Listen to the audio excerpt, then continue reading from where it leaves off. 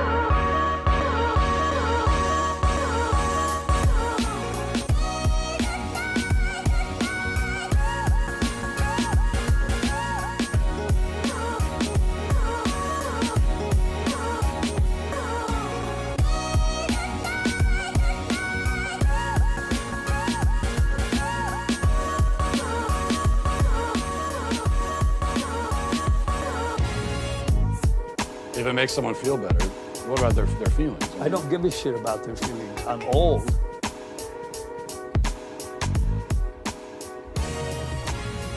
I'm old. What's that, Myron? Yeah, I passed the citizenship test. It was easy. No, I didn't cheat. I just studied. I worked hard. Yeah, I know. The swearing-in ceremony is in a month, but you're not invited. No, I'm going to invite my friend Reed instead. Yeah, it's true. I'm going to become a U.S. citizen. I love America. I came to this country as a poor immigrant from Canada who couldn't skate, and I got kicked out of the country, came here in refugee status. I'm a minority immigrant, atheist. Yes, thank you, Mighty Conversations. So now I got to get more serious about my country. I mean, yeah, can I say that? My country now? I've lived here, okay, get this. I'm almost 52, and I lived 26. I moved here when I was 26 to Arizona. I've lived 26 years in Canada and 26 years in America. So next I'm going to get my kids citizenship in Canada, and my wife we might be able to get Trinidadian citizenship because her parents are from Trinidad. So it'd be nice. I want to be like James Bond. I want to get a whole bunch of passports. But my first loyalty is to the United States. I will defend the Constitution of the United States because I think it's pretty good. Pretty good Constitution, if I do say so myself. I didn't write it. Who wrote the Constitution? There's a bunch of people, right? I know who wrote the Federalist Papers. This was on the test. It was Alexander Hamilton, great musical. I learned, but basically that's how I studied for the test. I watched the musical Hamilton. And then Madison wrote the Federalist Papers. Who was it? Somebody else did. A couple other people too. Where have you been outside the U.S.? Just North America. My wife's been to Europe, but I have not. I mean, I love America so much. Why leave? Why go anywhere else? If you want to bother someone who leans far left, tell them you love America. Oh, that bothers them. Okay, I have full disclosure. I have watched this. I skimmed it. Okay, so when I say first time, it's actually second time. But the first time I wasn't really listening. I just listened enough to figure out if this would interest me, and it's about.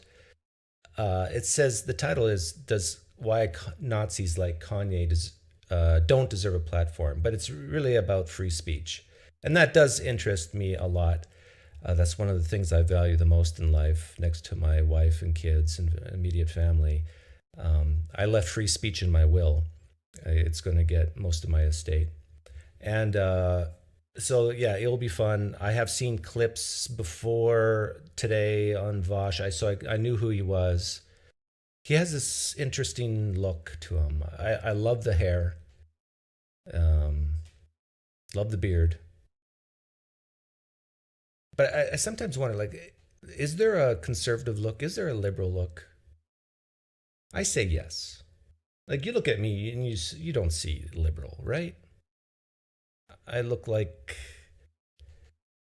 an old guy, so old white guy, so therefore I have to be conservative. But let's take a listen, and I'm open to people calling in. Vaush is anytime I critique someone, they're welcome to come in, and so he's probably live right now. I don't know, and so if he finds this, hop on in.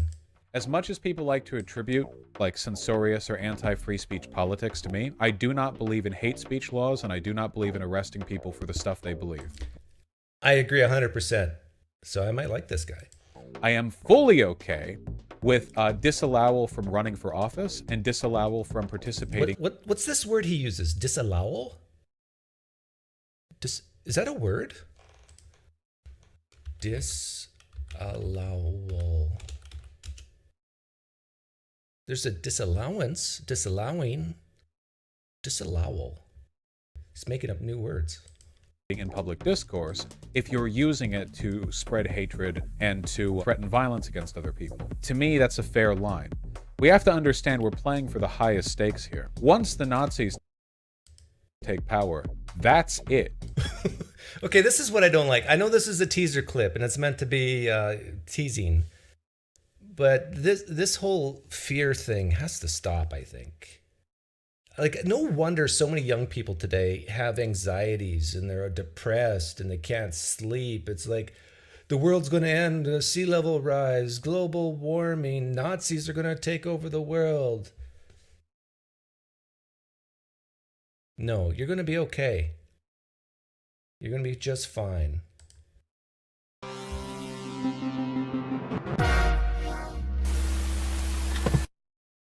Guys, did you know that free speech is really cool? I did, because I agree. The problem is that nobody seems to understand what free speech means. Is it anti-free speech when you call a person dumb? Probably not. Is it anti-free speech if you show up in a restaurant with your shirt off and you piss on a table and they tell you to leave? I mean, maybe, I don't know, maybe. Here's somebody who knows how free speech works, okay? Get ready for it. I may not agree. There's cuts in this video, so that means this must be from a really long live stream.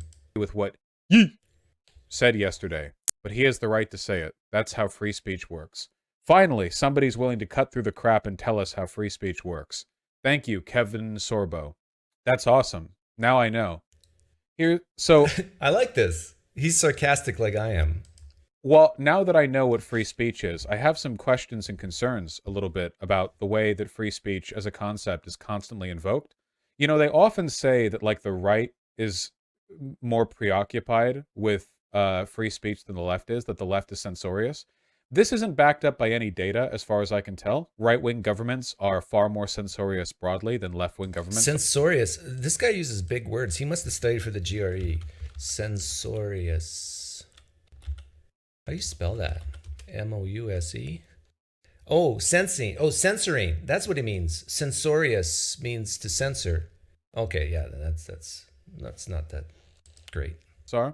If you take a look at the allies of Trump around the world, they tend to be very much so. Trump himself immediately tried to use his power as a president to, like, shut down the media, which seems... Is that true? To shut down the media? Now, I'm all for the First Amendment, the whole thing about the right, the freedom of the press. But did Trump really try to shut down the whole media? There's some hyperbole going on here, right? Like, I do think Trump's sentiment against the press might have been not the best. But if the press knowingly reports something false about a person that hurts them financially, for example, I think the laws about libel and slander are okay, right? Like, let a court decide. And news organizations are not exempt from that. It's to help them remain accountable. But as far as the President of the United States saying CNN or not he would like Fox News, at least in the beginning, but MSNBC is fake news. Well, he's probably right in some cases and probably wrong in other cases. But still, the president has the right to free speech just like anybody else. Nobody's above the law, nor is anybody below it. Oh, that was on the test too. That was called the supreme law of the land was the Constitution, but what did they call that? Oh, I forget. I forget already. A little bit bad, maybe a little bit. But I was also curious about the exact way in which this was being invoked, because it hasn't escaped my attention that every single time free speech is brought out as a defense by the right wing, it's to defend horrible people.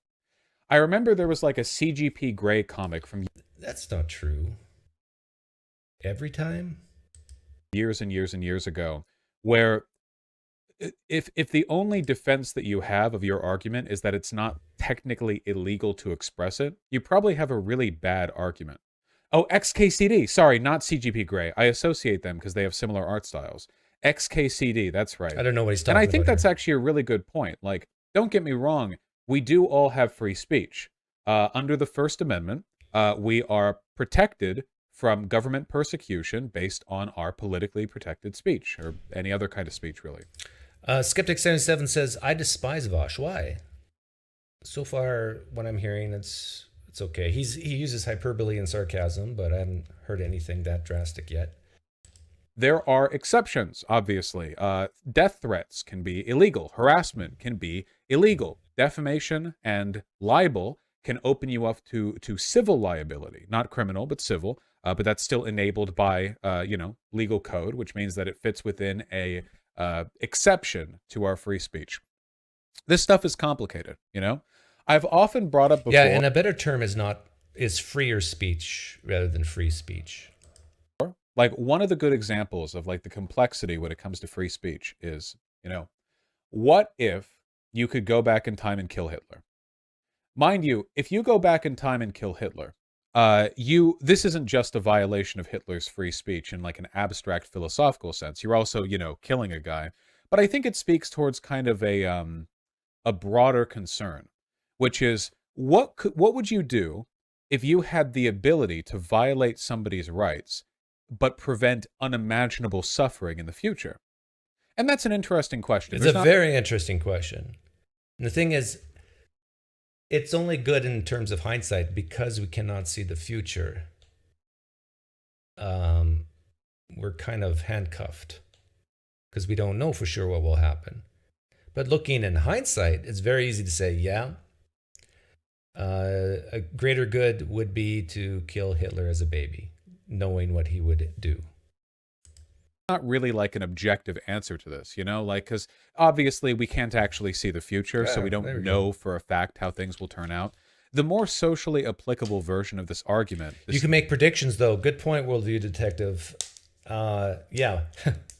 If we know that it's above a 50% chance that people born of women who do crack cocaine or any type of hard drugs, that they end up committing certain crimes, should we mandate abortions? Oof. Gets moral dilemmas. Debate is, if you restrict the speech of people who, if their speech is not restricted, will go on to control government and then institute an authoritarian dictatorship where there will be no free speech, is it pro or anti-free speech to lock them down beforehand? Yeah, see, this is where it gets tricky and dicey, and where I think I might disagree with Vaush here, because I think he's going to say that he's for that. I will make, this is an opinion, but my opinion is that if the internet existed in the 1930s, 1940s, Hitler would never have gone to power. And he would never have succeeded. World War II probably would have never started. If the freedom of speech across the world, where Germans, average, everyday Germans, are talking to friends they made in the United States, friends they made in Australia, friends they made even in Russia, and they start seeing the political stuff happening around them, and they're talking to their friends all over the world. My gut tells me, this is very scientific, my gut tells me Hitler would never gotten into power. This is one reason why you young people today shouldn't fear about fascism and the Nazis in the United States. No, you don't need to fear that, because a good analogy would even be the flat Earth. Like some people, like Vaush, if he were here, he might say, "Well, look what's happened to the people. The number of people who believe the Earth is flat. Like if it's because of the internet that so many people believe the Earth is flat." But you got the counter to it. You got people on the internet making fun and absolutely humiliating flat earthers every day. So the flat earthers are not going to win. Just like the fascists, the Nazis are not going to win when you have an open arena of ideas. Well, when I say they're not going to win, I mean like it's highly, highly unlikely. Sure, the whole world might go flat Earth someday, but I really doubt it. I've always taken the side, and this is called the tolerance, or the paradox of tolerance. Yeah, the paradox of tolerance. I don't like that phrase. It's like an excuse to be contradictory. I've always taken the side that actions taken to protect free speech as an institution are themselves pro-free speech. Meaning that if you could what are these actions? The actions to protect free speech is more speech, in my opinion. Right? If you agree with me that Hitler would not have gotten into power if the internet existed in the 1930s, then I think this whole thing of deplatforming people, I think you have to get thrown in the garbage. If you agree with that premise. Say, for example, prevent fascist candidates from running for office or lock people up on sedition charges if they attempt to initiate a coup. Look at that smug. I gotta see that smug face again. You could say, for example, prevent fascist candidates from running for office or lock people up on sedition charges if they attempt to initiate a coup. Yeah, right there. He's definitely talking about January 6th. And I'll say this again. I've said it many times, that the attempted coup was nothing in comparison. Listen to my words carefully, okay? In comparison to the major historical events in the United States' history. I mean, even if the coup was successful, what would have happened? Nothing. What do you mean, Doug? What do you mean nothing? Because of the way the Constitution is set up, all it would have accomplished was a delay in Biden coming in. I dare anyone to disagree with that. I mean, you got all these doomsday scenarios in people's minds, some people's minds of, if things would have gone a little differently, I mean, the coup would have we would have modern day Hitlers and a high Trump Nazism in the United. No. You would actually be doing this in a pro-free speech sense, because if those people ever got power, they would remove free speech. We're not talking about the abstract of like running down to everyone's homes and like arresting them for the stuff they say. We're talking about denying them the political power they would use to destroy free speech as a concept. Yeah, okay, so let me see if I can steelman him here. It's okay to silence certain people because certain people will want to destroy free speech. So by removing their free speech, you can save free speech. That's what he's saying, right? And I say, instead of destroying their free speech, put their free speech that might destroy free speech into the arena of ideas of free speech and let the winner win. And I'm saying the winner will be free speech and that these Nazis will not be in power. Because even the far right, well, I shouldn't say even, the far right values the Constitution of the United States. Some might say more so than the far left. So in order for this doomsday scenario to take place, you would have to tear up the Constitution. Am I wrong? the whole idea of checks and balances, separation of powers, three branches of government. To go to a dictatorship, definitely you'd have to rip up the Constitution at that point. Free speech absolutism is self-defeating if it does defeat itself, which it seems to. It's kind of the same how, like, if you want to promote a society where it's easy for people to drive, you need to set rules for driving, right? Like, the only reason people drive all the time over here in America is because we have roads, stop signs, traffic lights. If you had a system where there was no, where there were no rules in place at all for any kind of like driving limitations, none whatsoever, then Yeah, okay, I agree. This is a great point. You got to have limitations. But I think this is why I say freer speech is a better phrase than free speech. Yeah, and there's limitations to free speech as well. you would But there's a difference between these limitations and telling, oh, if you drive a green Ford pickup truck, you're not allowed to drive at all. And this is the fear, I think, from people like Vaush is certain people, no, you got to not even let them drive. Because if we get them on the road, then everybody will want a green Ford truck. I mean, they're just so persuasive. I mean, they might get 51% of the public who want a green Ford trucks, and we can't have that because green Ford trucks will lead to wars. you would disincentivize driving a little bit. It's better for the ability to drive that there were rules on driving. Now, in terms of like what limitations on free speech are good, is it good that you can be arrested for screaming fire or bomb in an airport or whatever? That's really complicated. Yes. But I want to scale it I back agree, it's a complicated. little bit because there's one other concern that I want to bring up, kind of like as a framework. Why do right-wingers only remind us that free speech exists when they're defending people they claim not to agree with on the right? Okay, I lean right, and I defend people that I disagree with all the time to say what they say. In fact, I've gotten in trouble for saying that street preachers should be allowed to look homosexuals in the eyes and say they're going to hell. A lot of people dislike it when I say that. But then, on the same token, I say, let me give you reasons why you shouldn't even believe hell exists.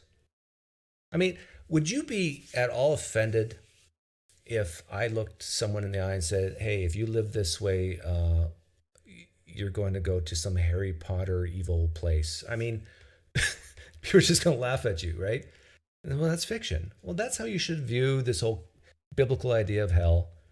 It's fiction. So don't worry about it. But people should still have the right to preach this fiction if they want.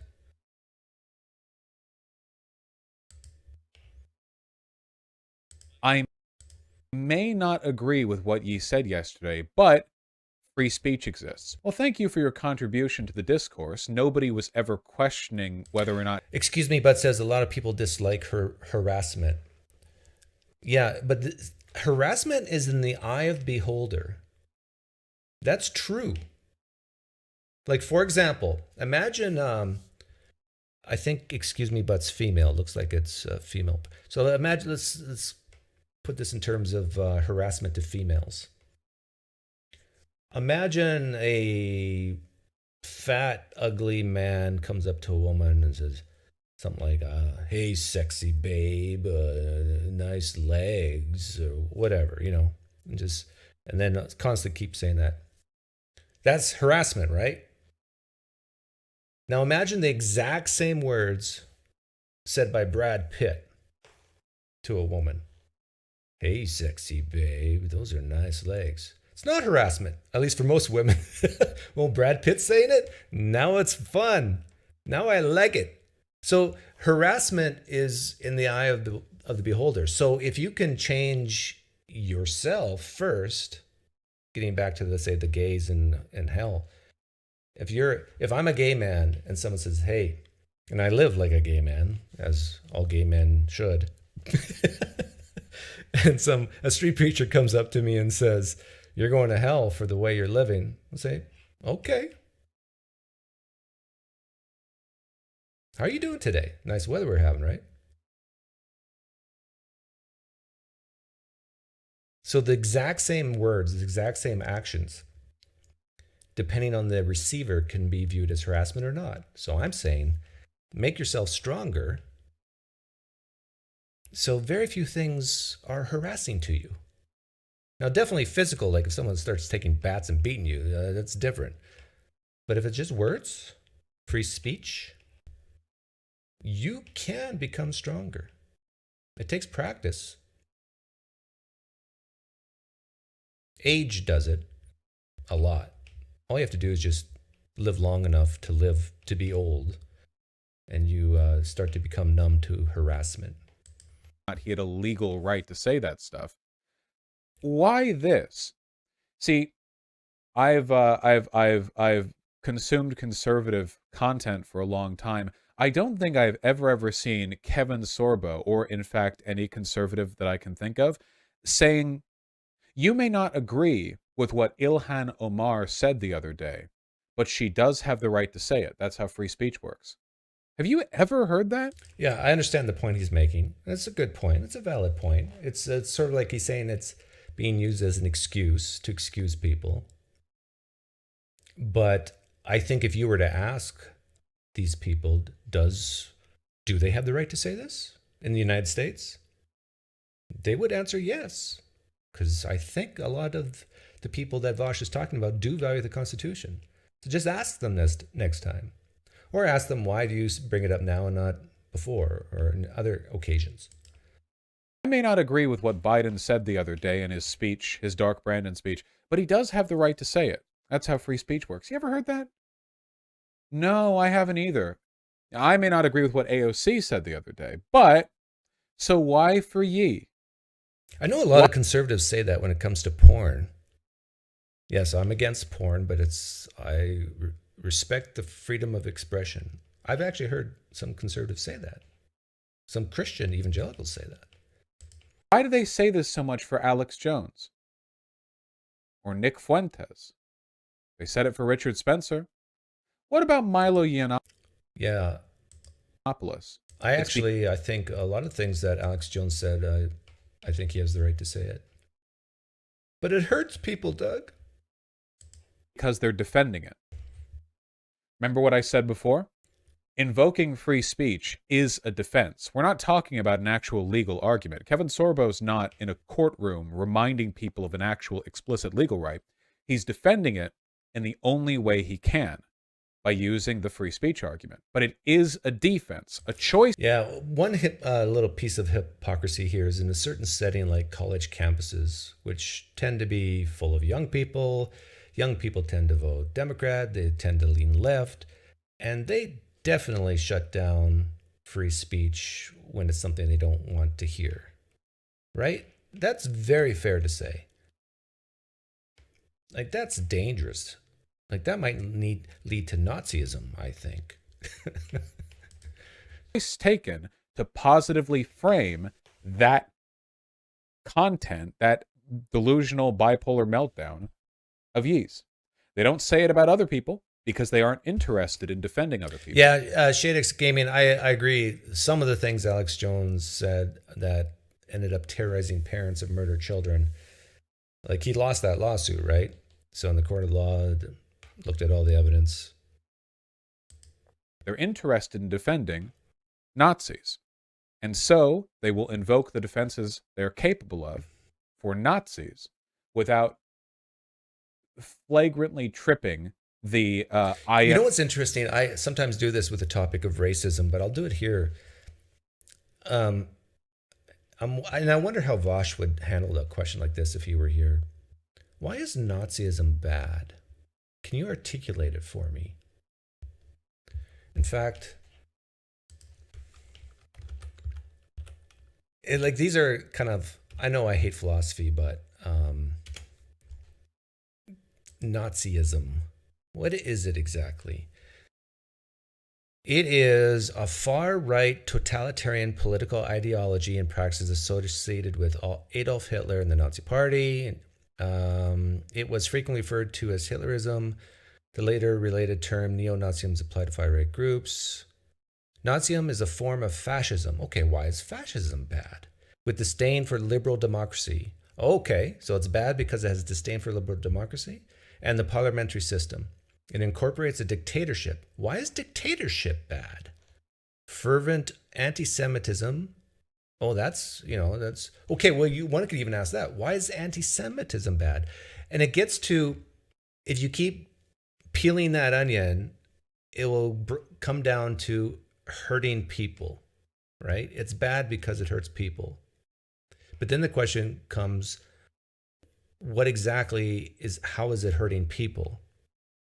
And if it's hurting their emotions and their psyche, I think that has to be separated from hurting them bodily, even though their psyche is part of their body. But I think you have to make a distinction there because of what I said earlier, that two people can hear the exact same thing and one be offended and the other person not be offended. So in my opinion, it comes to the responsibility of the person to get tougher, get stronger. Because one can actually imagine a dictatorship that's all benevolent, that's all good. Like this is what Christians, how they view God, right? God is the perfect dictator. Well, it doesn't take much of imagination to imagine a human being being a dictator and being like as close to perfect as benevolent as one can be. Helping the poor, the sick, the homeless, whatever. So you just can't say, well, being a dictator is bad. Being anti-democracy is bad. But in general, power tends to not be that way, right? And most of us here in the United States lean towards democracy is better than dictatorship. Pro-Nazi line. Yeah, here's thank you for linking this. I think this is fantastic. This is a candidate running against Ilhan Omar, right? Yeah, here we go. Shukri Abdirahman. Shoe for Congress over here. Not that shoe, the other one. Great person, except that actually they're terrible in every way. Here's a tweet. We can no longer get rid of tyranny by the ballots. It's only by bullets now. Ooh. This is in response to a Twitter file thread in which Matt Taibbi says there was no government interference in Twitter's censorship of the Hunter Biden story. And the only thing that the Joe Biden private DNC campaign group did was ask that they remove revenge porn of Hunter Biden. Now, this, I don't know, what do you guys think about this? Does this cross the line of free speech? We can no longer get rid of tyranny by the ballots. It's only by bullets now. Now, there's no specific call for certain people to be killed. But this is walking the line, right? Or do you guys think it's crossed it? In return to the in response to the information that Joe Biden's administration, not administration, wasn't the president yet. In response to the information that Joe Biden's team requested that leaked illegal nudes of his son be taken down, an okay request as requests go. Her response is, we can no longer get rid of tyranny by the ballots. It's only by bullets now. Is this a pro or anti-free speech take?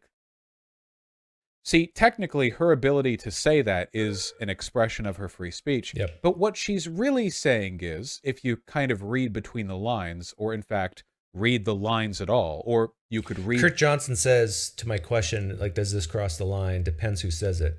So you're saying if this person has power or not. If it's a high school kid who has no power, people just slough it off. But if it's a high school kid who has access to guns and is very depressed and full of anxieties, then yeah, maybe keep an eye on that kid. What she's really saying is, we need to kill our political opponents. Why do we need to kill our political opponents? Well, on its own, you could say, well, killing Hitler would have been killing. Yeah, so I agree with him here. That's what she's saying. She's saying we need to kill our political opponents. So in my opinion, I lean that this is crosses the line. But what if she would have said we need to punch our political opponents in the face? Because you hear this a lot from the left, punch a Nazi, right? What if she would have said that? Does that cross the line?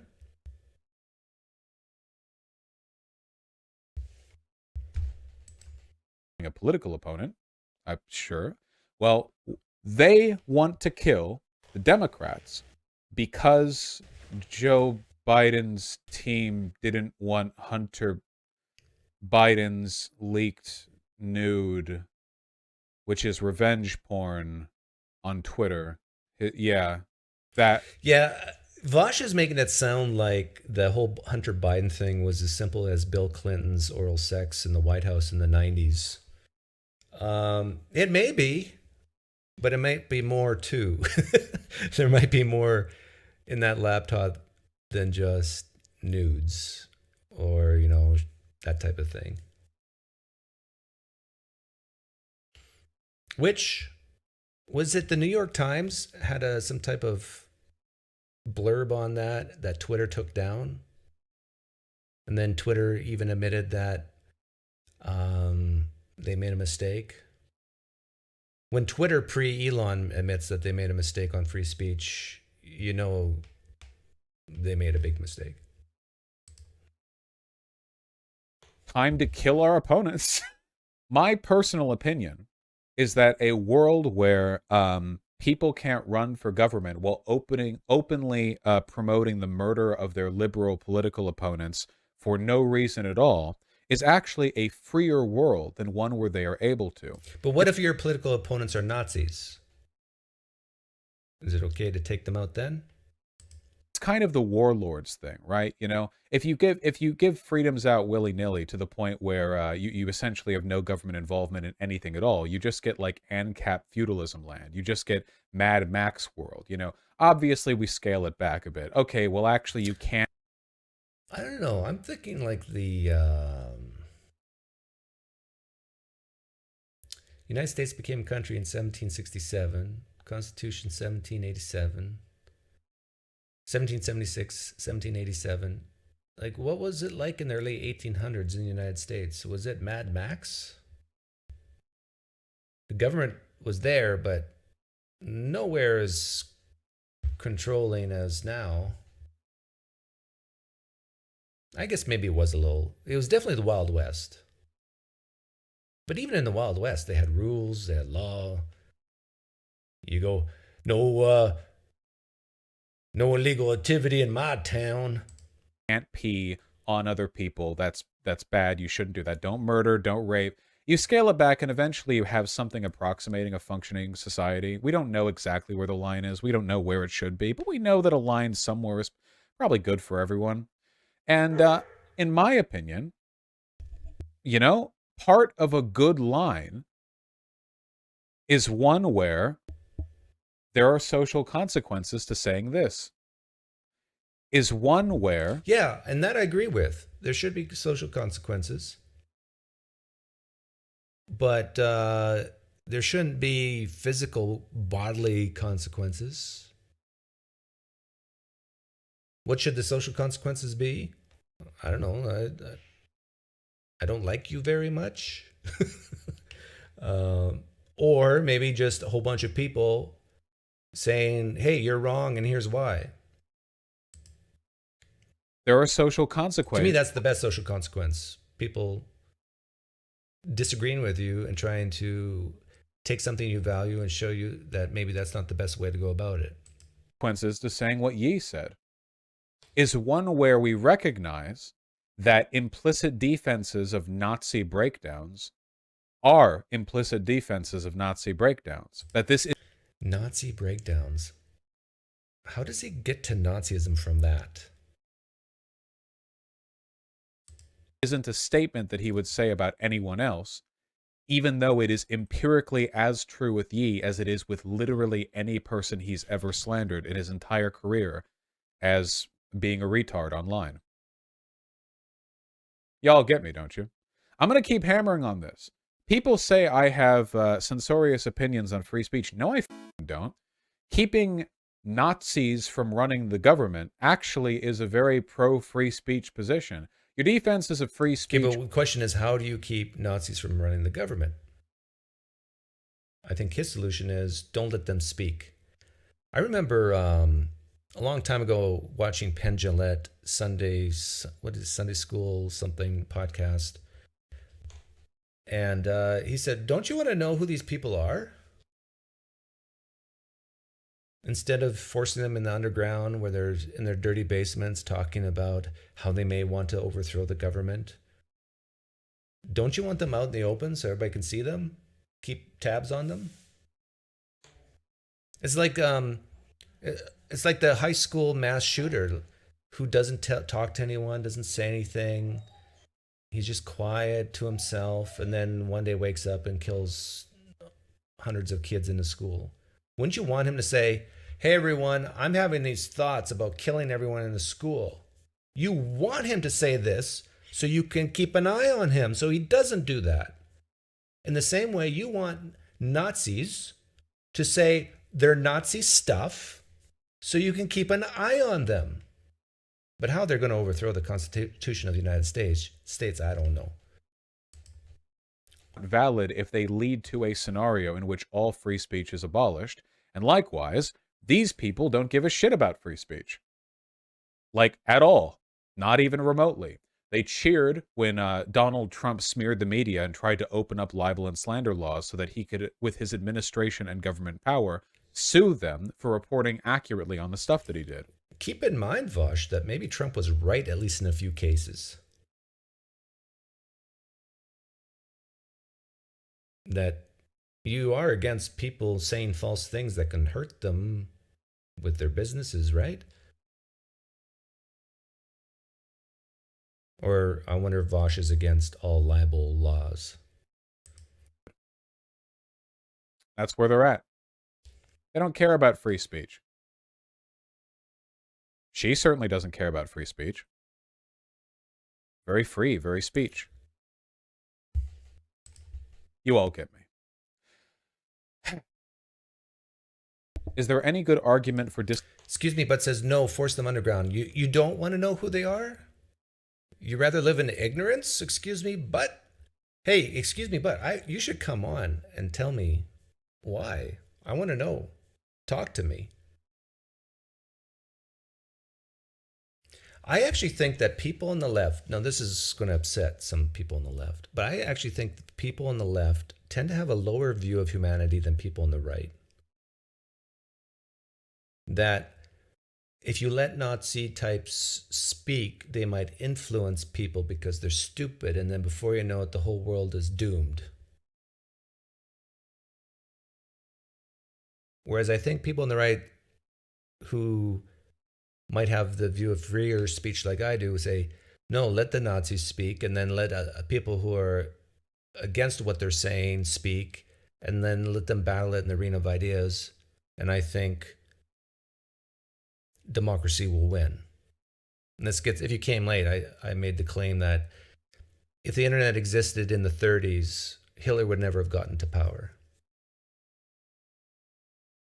If, like, look today, look at countries that are dictatorships or lean that way in the world today.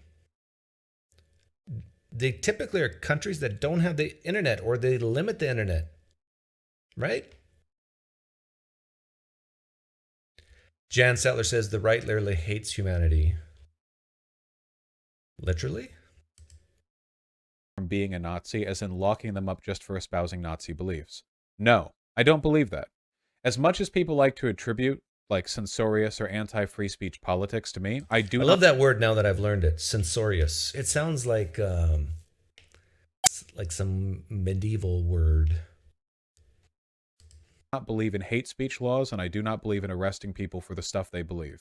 I am fully okay with disallowal from running for office and disallowal from... Oh, you know, I agree with him here. He just said that he's against hate speech or putting people in jail for that. A Nazi, as in locking them up just for espousing Nazi beliefs. No, I don't believe that. As much as people like to attribute like censorious or anti-free speech politics to me, I do not believe in hate speech laws, and I do not believe in arresting people for the stuff they believe. I am fully okay with disallowal from running for office and disallowal from participating in public discourse if you're using... Whoa. Not only you can't run for office, but you can't be involved in political discourse? How do you enforce that? To spread hatred and to threaten violence against other people. I'm fully okay with that. Okay, he's okay with spreading hatred as long as it's not violence? Public discourse, if you're using it to spread hatred and to threaten violence against other people. I'm fully okay with that. Oh, he's okay with putting those people in jail? I think that's acceptable. To me, that's a fair line. We have to understand we're playing for the highest stakes here, you know? Once the Nazis take power, that's it, you know? Yeah. Once the Nazis take power, that's it. This fear of the boogeyman is so real in his mind. I don't know where he gets it from. Like, I would love to ask him, what's the probability that Nazism will take over the United States in the next 100 years? I think people like him put it at, I'm just going to guess, maybe 20, 30, 40%. Whereas I would put it at 0.2, 0.3, 0.4%. Like, am I wrong? For people who know Vaush, like, where would he put it?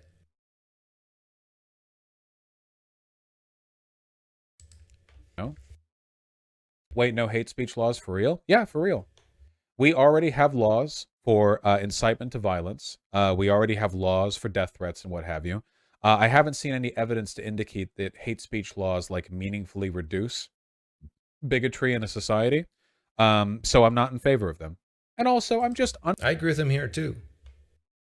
I think if someone kills you because they hate you, it doesn't matter if they hate you because you're black or they hate you because you're ugly or they hate you because you're fat or whatever. It's the same crime. They killed you. Uncomfortable with the government getting to arrest you for this stuff. I'm talking about you not being able to run while being openly anti-democracy, openly fascistic, and it's okay if Twitter bans you for it. That's fine. I'm okay with it. A-okay. What about lock? When was this? 2 weeks ago. I don't know. It was published 2 weeks ago, but I don't know if this is post-Elon or pre-Elon. Locking someone up if they don't like Outer Wilds. Well, obviously, I am okay with locking people up if they disagree with me. What about hate crimes in general? Sarcasm, right? A hate crime is just a term for an existing crime that is modified by the charge that it was motivated by hatred or by like racial or demographic bias. Andre Henry asks, Pine Creek, should the U.S. be allowed to allow the creation of a slavery party? Sure. Let's see how many votes they get.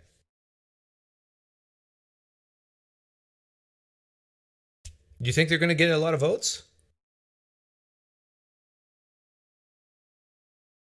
I don't. How many votes do you think they'll get, Andre? Of the U.S. population, voting population, how many votes do you think a slavery party will get? And let's actually have a debate. Let's allow them to have their own party, and then let's put it to debate and broadcast it nationally. That'd be fun. Or do you actually think the slavery party will make some good points, and that's why you're scared? A hate crime isn't like its own type of crime. It's a crime that already exists that you're doing as a product of that kind of demographic bias. I'm okay with that. The point of arresting and imprisoning people or whatever in an ideal system is rehabilitation. And I think people who kill or who rape or who harass or who deface or whatever as a product of racial hatred or whatever are further from being rehabilitated than people who do it for other reasons. False. Wrong. I'd like to see... I bet you he has zero evidence for this. I bet you he has zero evidence for this. In fact, I would say the opposite's true. I would say that it's far easier to rehabilitate people based on racial divides than, let's say, I don't know, power divides or envy divides or coveting divides or whatever. How do I know this? Well, look at our history. and I know this is anecdotal, but my dad didn't approve of my wife when we got engaged. He said, if you marry this woman, I will disown you. And he was rehabilitated within months. Look at Daryl Davis, a black African American who is friends, yes, friends, with members of the KKK.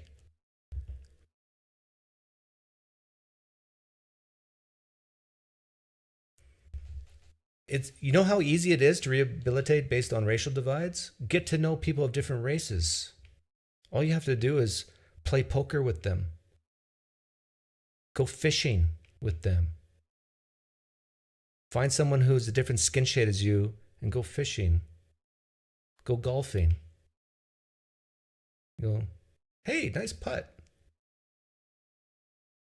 Right away, the barriers break down very quickly once you actually interact and make friends.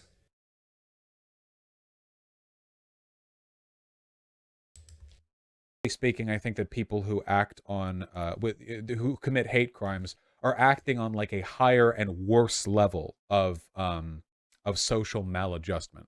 So in that respect, that I disagree with.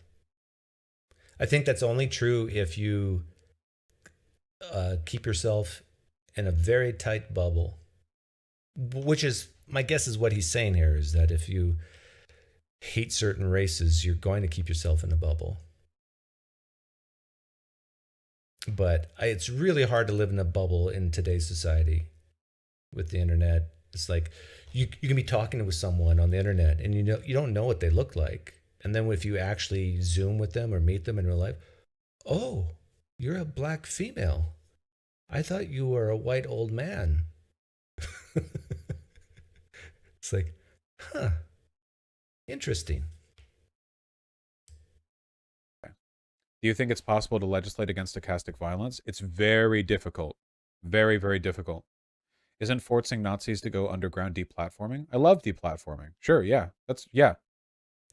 At no point in human history have we ever had a platform that people just got to keep no matter what. Like, any ability you had to speak to the public at any point in time was motivated by your ability to navigate the rules set for you within that platform. The concept of like, and the rules set for us in the United States Constitution is not deplatforming unless it's very extreme, which does get complicated. But so far in the United States of America, we have rules and laws that says if someone wants to create a Nazi party and run, they can. Right? Is there anything in the Constitution that says you can't form a Nazi party?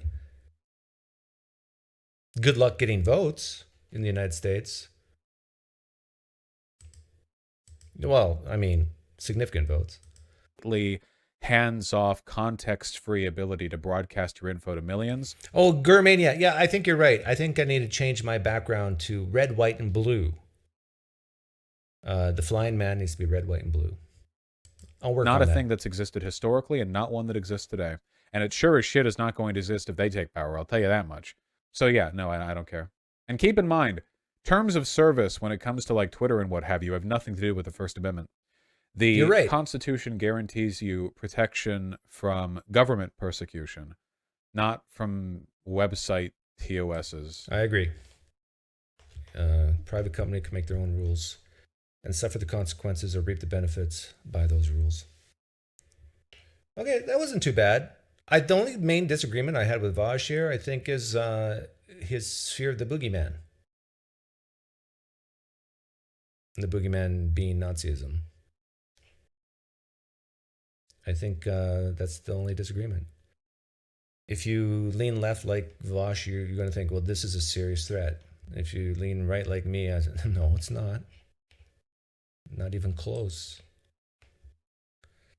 If you lean left like Vaush, you can say January 6th was like, oh, I mean, it's just a terrible. No. I know it's terrible, but it's not like compared to other things. It's not even on the radar.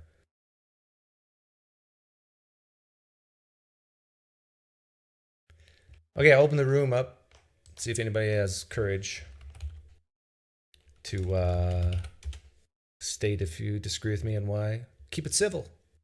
Free speech and all.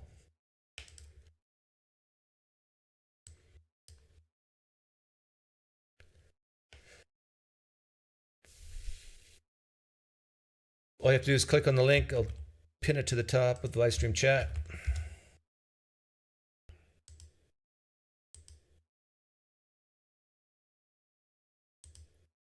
What else did I disagree with Vaush on? Oh yeah, that racial divide is one of the least attributes to be changed. No. What is an attribute that's really hard to change?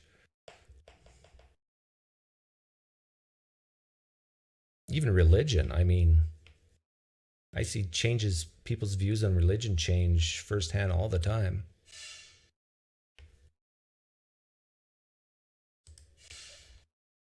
So I posted the link if you want to disagree or agree or say something else. Some of this discussion sounds in personal responsibility. When do we hold people responsible for their speech? It is not for every harm, but some. When do we hold people responsible for their speech? All the time. The question is, what does that responsibility look like? Yeah, punishments, the idea of punishments is really interesting to me. Like if someone were to say, I hate black people. Okay, should they be fired? Should they be imprisoned? Should they be shot? Should they just get a slap on the wrist? Or should they get no punishment at all and say, hey, that's your right to hate people who you want to hate. But it's not your right to act upon it, as far as physically.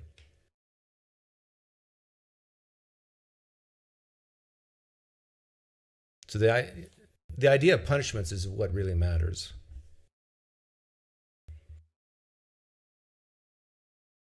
Same like I struggle with that on the topic of abortion.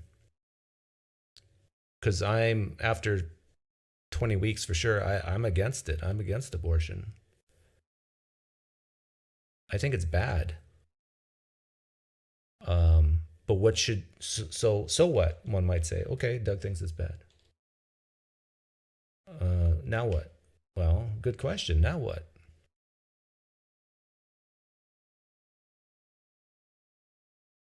Do we put women in jail? I feel really uncomfortable with that. Do we put doctors in jail? I feel really uncomfortable with that. But yet, at let's say 8 months, this almost never happens, but if someone was to kill a baby in the womb at 8 months, should people go to jail? I'm starting to go, well, we'd put them in jail just a month later.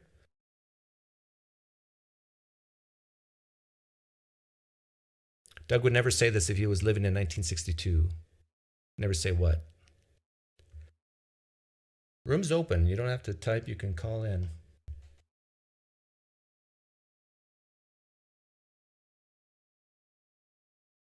Call in and let me know why you fear Nazis so much. Like, do you actually think they have a chance in this country?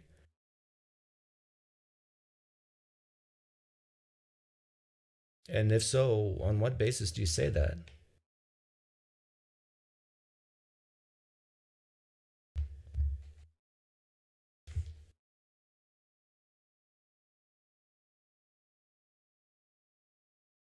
How did we get on abortion? Oh, because I was talking about punishments. What should the punishments be on free speech? Someone asked.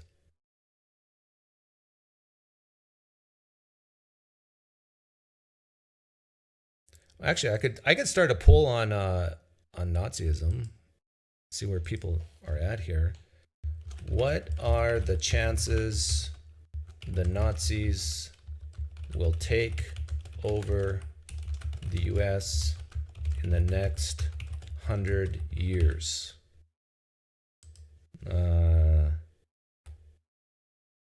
0 to 20%, 20 to 40%. Don't answer in the live stream chat. You can click on the poll. 40 to 60%, 60 to 80%. Oh, they only allow me 4. I gotta change everything. 25 to 50. Good thing I learned math and homeschooling. No, I wasn't homeschooled.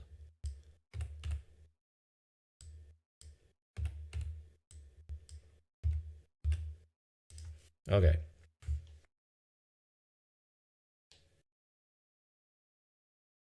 We got over 100 people here. Please, everybody vote. What are the chances the Nazis will take over the U.S. in the next 100 years? 100 years is a long time.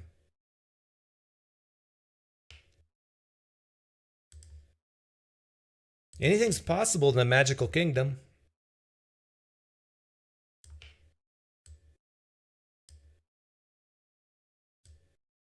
Now, here's my prediction. If you lean left or pretty far left, you're going to vote down here. If you lean right, you're going to vote up here. That's my guess. Man, the 10% say 75 to 100. I think you're nuts. I think you're crazy. I like you, but you're crazy.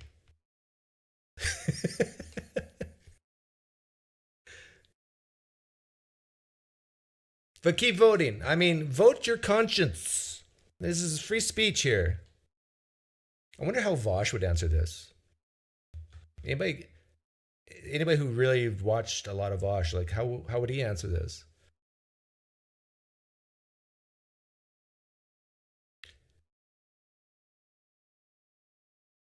Can a Trump-like candidate do it? Yes. Any cronies? No.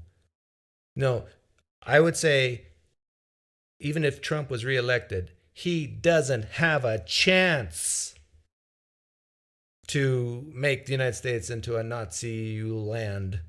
Nazi land? I mean, this fear of Trump, I mean, I just don't get it. He just rubs people the wrong way so much because he admits that he doesn't care about you.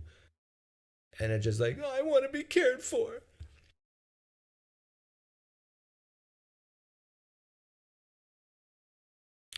Noah Smith says, I used to watch him and he would say 25 to 50. Yeah, see, that'd be my guess. Vaush would probably say 25 to 50, maybe even 50 to 75. And I think that is absolutely nuts and wacko and crazy.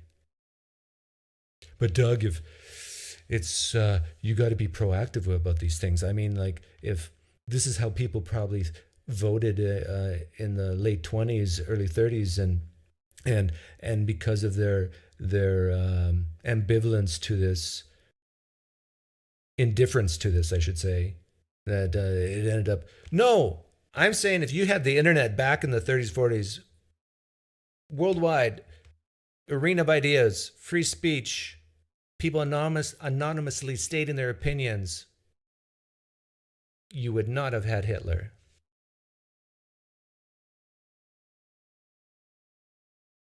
How do I know? Because I have a time machine. I reconfigured everything. I made the internet come out sooner, and I ran that test. And Hitler in that future didn't arrive. So there you go. Take my word for it. But please know, even though I like you here, 18% of you are absolutely nuts. In fact, no. Let me to 23, 31. 31% of you are absolutely crazy.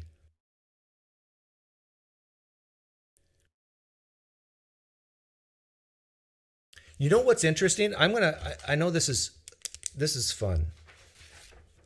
Once we get to closer to 100, I know some of you are too scared to vote because you think I'm tracking you. I'm not tracking you. You can vote anonymously. The only thing I get when you vote is your social security number and your mother's maiden name. Other than that, I don't know anything about you. Okay, so we got 68%, 14%, 10%, and 8%.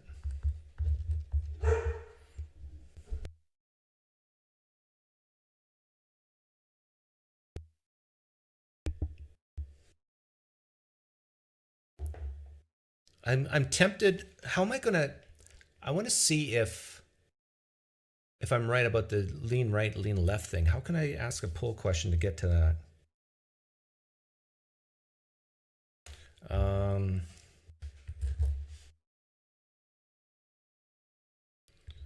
If I ask, I said 0 to 50% and lean right.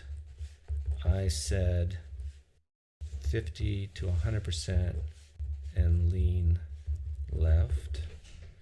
Those are a lot of words.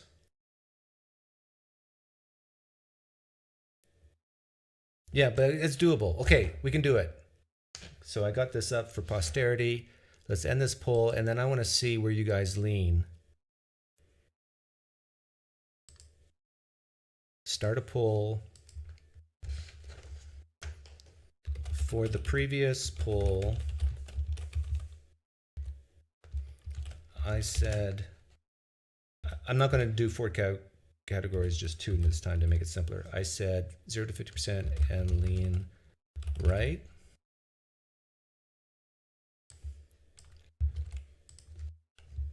I said 0 to 50% and lean left. Be honest when you answer, okay, guys?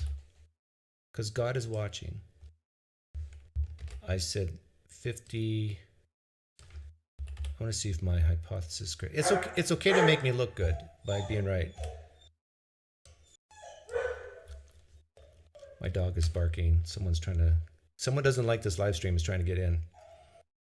And lean right. I'm a pacifist, but my dog isn't. And lean left. Ask your community. I think I typed it right.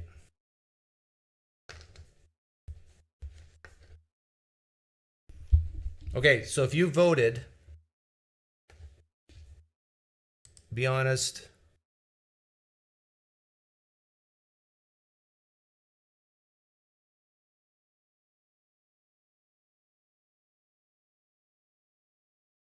Once we get over 30 votes, that's a representative sample.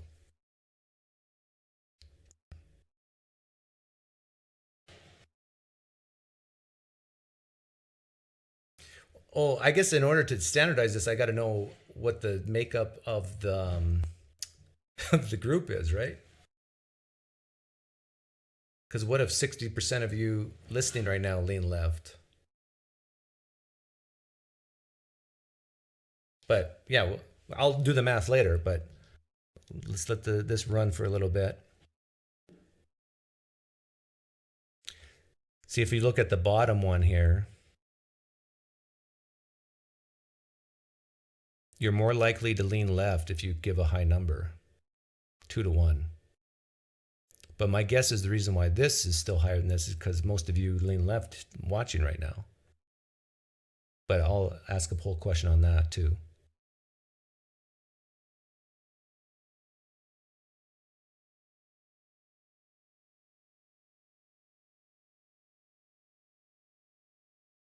Now it's more than 2 to 1.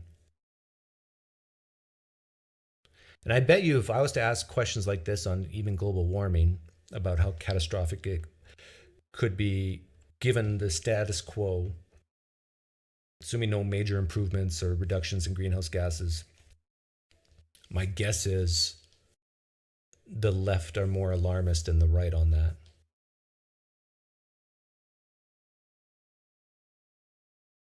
Okay, we're over 50 votes there. So it's almost 2 to 1. So the leftists are a little more alarmists on that. Now let's ask just basic who we have here. I lean left, right. We need to standardize this.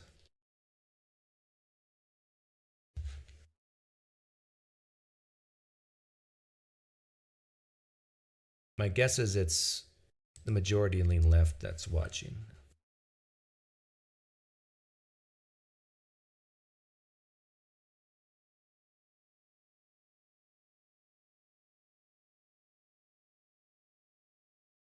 This is fun. I like this. Don't you just love free speech? Free speech through voting? So much fun. So informative. Man, I'm surprised you guys are even here. 60% of you lean left and you still want to listen to me? Don't you guys know I'm a right-wing old geezer?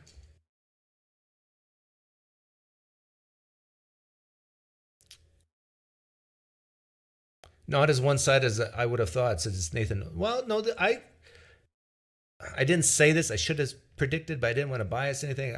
In my mind, I'm thinking 2/3 left, 1/3 right. Because in the United States, if you're an atheist, and I think most of you are atheists here, 2/3 of you are left-leaning.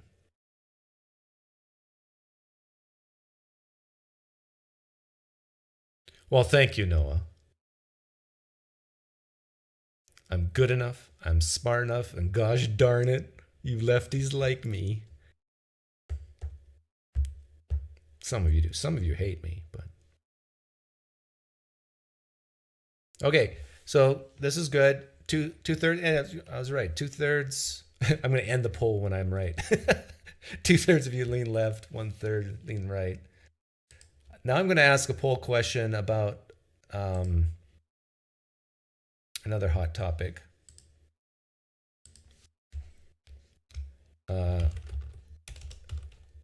Climate change is a major concern for me, a major concern for the world in the next 100 years.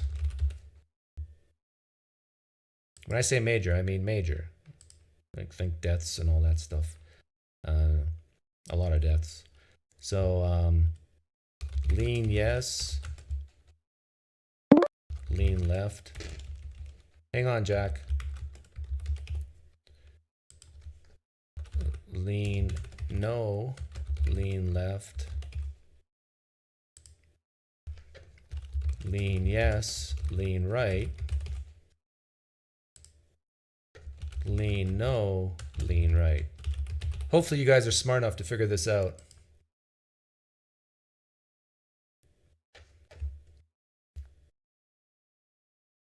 So climate change is a major concern for the world over the next 100 years, meaning like huge percentage of the world will die if the status quo. So imagine things don't, the way things are today stays the same, status quo. Is climate change a major concern for the world over the next 100 years?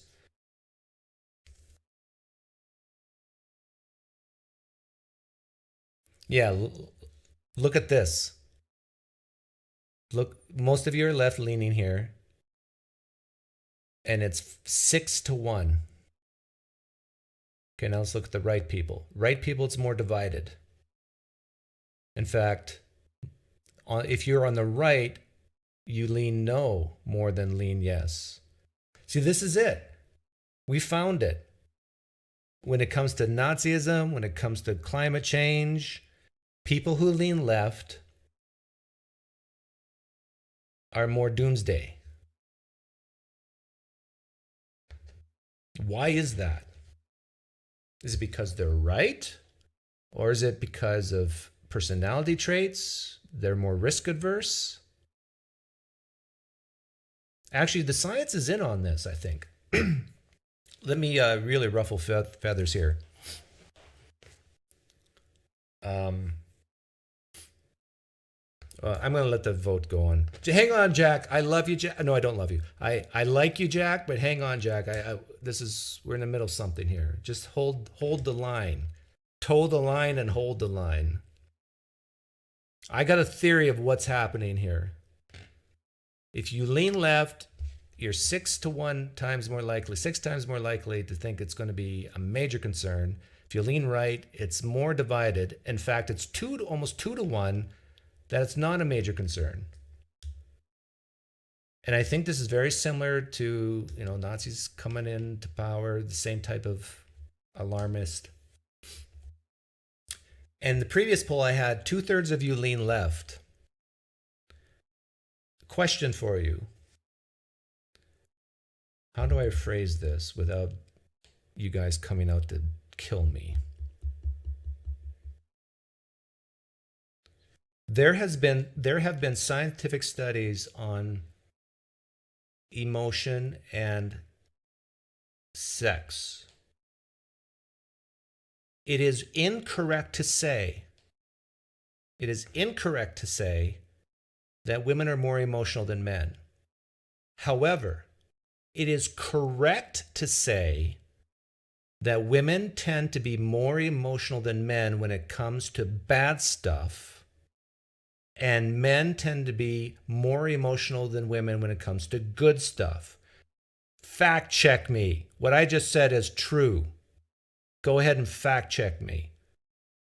So, if the science is right, and we all love to follow the science, fact check me on this. Most women lean left. Most women lean left in the United States. Most women tend to be more emotional on bad stuff. So this explains the poll results. Now, I got to do a poll on, I know there's no women here. But if you're a man and you're here, you are more woman-like if you lean left. Because most men in the United States lean right. That's true. Fact check me. Go ahead, fact check me. Most men lean right. Most women lean left. So I want to welcome all the men here who lean left. Embrace your womanhood.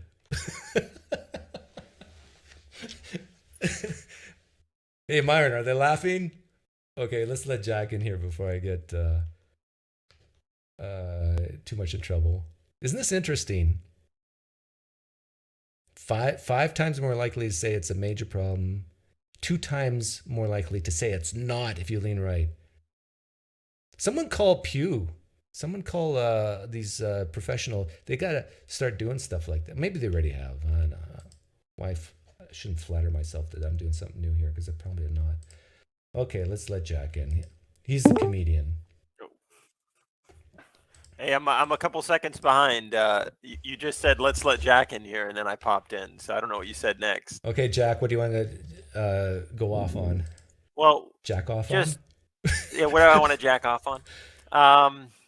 I don't know. There's a lot of stuff I actually want to talk about. This has been an interesting one for me, but I'm kind of struggling with the aneurysm that I got from trying to read your poll. Lean yes, lean left. Lean no, lean left. Well, green eggs and ham. Sam, I am. I assumed a basic level of intelligence. I don't have it. Okay, well, yeah, well, I'm a big defender that if you're stupid, you shouldn't vote. Oh wow! I thought you were going to be on my side like a couple nights ago when we were doing poker. You know, I'm stupid. What's wrong with that? No, there's nothing. You guys judge stupid people? You know, I had a cousin with Down syndrome, and I loved him to death, and I view you like my cousin. I appreciate that. I really do. But you wouldn't let your cousin vote? He's dead now. Well, then he probably is voting more now. But you're happier than the average person than anyone else. because he was happy. Like, and there's an inverse correlation between intelligence and happiness. Right, that's probably true. Yeah. And you're a very well, happy guy. Thank you. I try to be, happy in every sense of the term. One of the things that you said that kind of made me laugh is you were saying people who lean left are more doomsday. Yeah, I proved it with the polls. Right. So, no, I think that you're right that people on the left are afraid of climate change, Nazis. But wouldn't you think people on the right are afraid of Harry Potter, Dungeons and Dragons, R-rated movies? Only a small subsection of the right. You're talking about the evangelical Christians. They make that's only a small subsection. 20%, maybe 25 tops. Okay. They're 20 of the general population. They're probably 20 or maybe even a little less than 20%. Evangelicals make up 25% of the Christians in the United States, and there's 65. What's 25% of 65%? Yeah, that's like 15% tops. The more confident you say those numbers, the more I believe in you. You think I can do math? Dude, I can't even read your poll. 1/4 of 2/3 is 2/8, which is 1/8, which is 16 and 2/3% of the United States is evangelical Christian, born again So you types. you would think. So I guess if we're trying to picture conservatives who aren't Christians, they're not afraid of rap music. No, I would say that you got to remember 65% of the United States are Christian, but that includes Catholics, Yep. mainline Lutherans, Yep. Anglicans. That includes Mormons. Yeah. African American, the Black Church. Yep. Yeah, no. Rap music, a lot of people, Christians, listen to rap music. Well, not just. I'm just saying conservatives in general, like a conservative who's Half not the a country's Christian, conservative. right? Yeah. And they're not afraid of rap music. No, well, some of them are, but Okay. the majority not. What's there to Uh, be that was afraid just- of? That was just to be silly because Yeah. I think the fear thing is a big thing for you today. Is what are people scared of? Yeah, well, I honestly think. Well, what did you think of what I said about the science of emotion? That women are not more emotional than men, but when it comes to negative things, they are, and when it comes to positive things, men are more emotional. So, in other words, when men watch a sports event and their team scores a touchdown, Sure. they'll jump out of their chair and they'll scream. They'll put the face paint on. They're very emotional. But when on the Right. on the negative stuff, women are more emotional.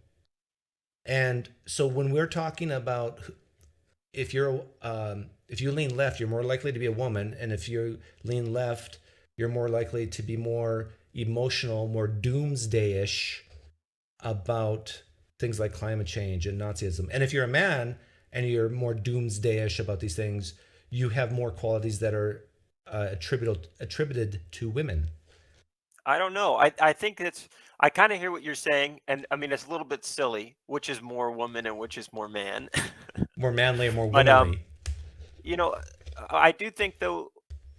I don't know. I won't lie to you. I don't watch a lot of left wing talkers. I don't watch a lot of right wing talkers. I'm not super into that sphere. But I feel like every time I do, if I think of a right wing guy, I think Tucker Carlson or what's that guy on YouTube? Prove me wrong. Oh, The guy, Crowder? yeah. And some of them are like um have no emotion whatsoever, and and some of them are much more emotional. And then if I think of the left, I think of guys like, I don't know. Yeah, I think left wing guys that present stuff, they always seem to have no emotion whatsoever. They all seem autistic. They're doing their stream, and like the guy you were watching, the guy. I mean, the most emotion you got out of him was sarcasm. Okay. So you're saying left-leaning men might be more autistic. Yeah, I think that's probably true. Like if we looked at people who collect train horns and what political party, I think a lot of left wing people, or I guess probably stamps would be. So I'm they probably calling collect stamps. left-leaning men women, and you're calling them autistic. Yeah, no that- matter that's- what, I it's think- not looking good for them. Well, I don't think it's unique. There's to nothing them. I wrong with also being think there autistic or a woman, but right. If we're going to categorize them, I guess I'm saying. But I think people on the right are autistic too. But it's a different. Again, it's they get fixed on something very noodly, and that becomes the biggest thing for them. But for me, this whole discussion it started with the free speech thing. yeah, And one of the things you were talking about is, don't you want to know who thinks this way? yeah. Don't you want to know who feels, that they're thinking about getting a gun and going to a school? Don't you want to know who those people are? I would agree. Like, I do want to know who those people are. But doesn't that, I guess what I'm more afraid of is, but what does the government know and don't know? Isn't that kind of scary to think like, oh, well, if you put the wrong thing in there, if you tweet the wrong thing, then you're going to be on a watch list. And now they're paying attention to more things that you do. There's a data center somewhere, and your FBI agent's checking up on Well, you. you bring up a Does good. that cause any fear? You bring up a good point. Not me. Like I think that there should be a privacy, but even that has limits, right? This is why we have spies and so forth. But if people feel comfortable to express their opinions publicly, then that kind of removes the whole idea of the government sneaking in through the back door and figuring out what they really think and believe. If someone says something just like Kanye West, like nobody, Right. We all know where he stands on so many different issues. The government doesn't need to tap his phone. Right. All they, Right. He'll all just they have say to it do out is loud. turn on Piers Morgan and listen for themselves, right?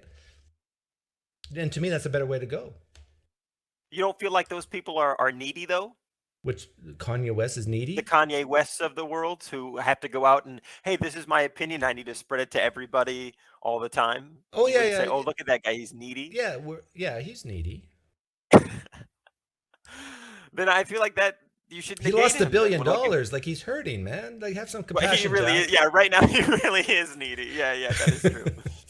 I don't know. I was just thinking of that too. Like you would, if somebody was out there saying, "Oh, I'm going to spread all my thoughts and be open," and I'm a big free speech advocate. I could imagine, I guess, a reverse Pine Creek, who would just be harping on that guy for being the neediest person who's ever lived. But I'm glad you brought us back to free speech because that's where it all started. Yeah, and that's what I'm more interested in. But I hearing what you think the think. polls that I put up just now, The scientific the polls. scientific polls that I conducted, that Pew Research would be proud of and saying, hey, Yeah. this Pine Creek guy knows how to ask questions and knows how Yeah. not to bias a crowd.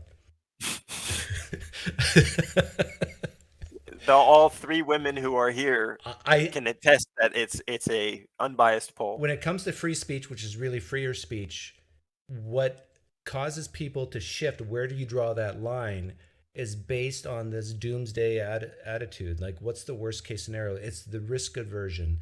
And if you tend to be more risk adverse, more the ghost in the closet type, you're going to say, okay, the free speech line should be way back here. I mean, you can't even give misinformation. I mean, can you imagine if we allowed people to say ivermectin might actually be okay to combat? I mean, people could die. Right. Real deaths, Doug. So people who think that way, yeah, shut those people up. But people are saying, wait a minute, maybe ivermectin does help some people, not everybody. Like, the studies are mixed on this. So, and what if the misinformation actually is correct? Like, shouldn't this be out in the open so we can actually debate these things? And we'll do the best we can. So I honestly think it's these emotional doomsday attitudes which reflects where you're going to draw that line on free speech. But again, the line being drawn for you is talking about government intervention, right?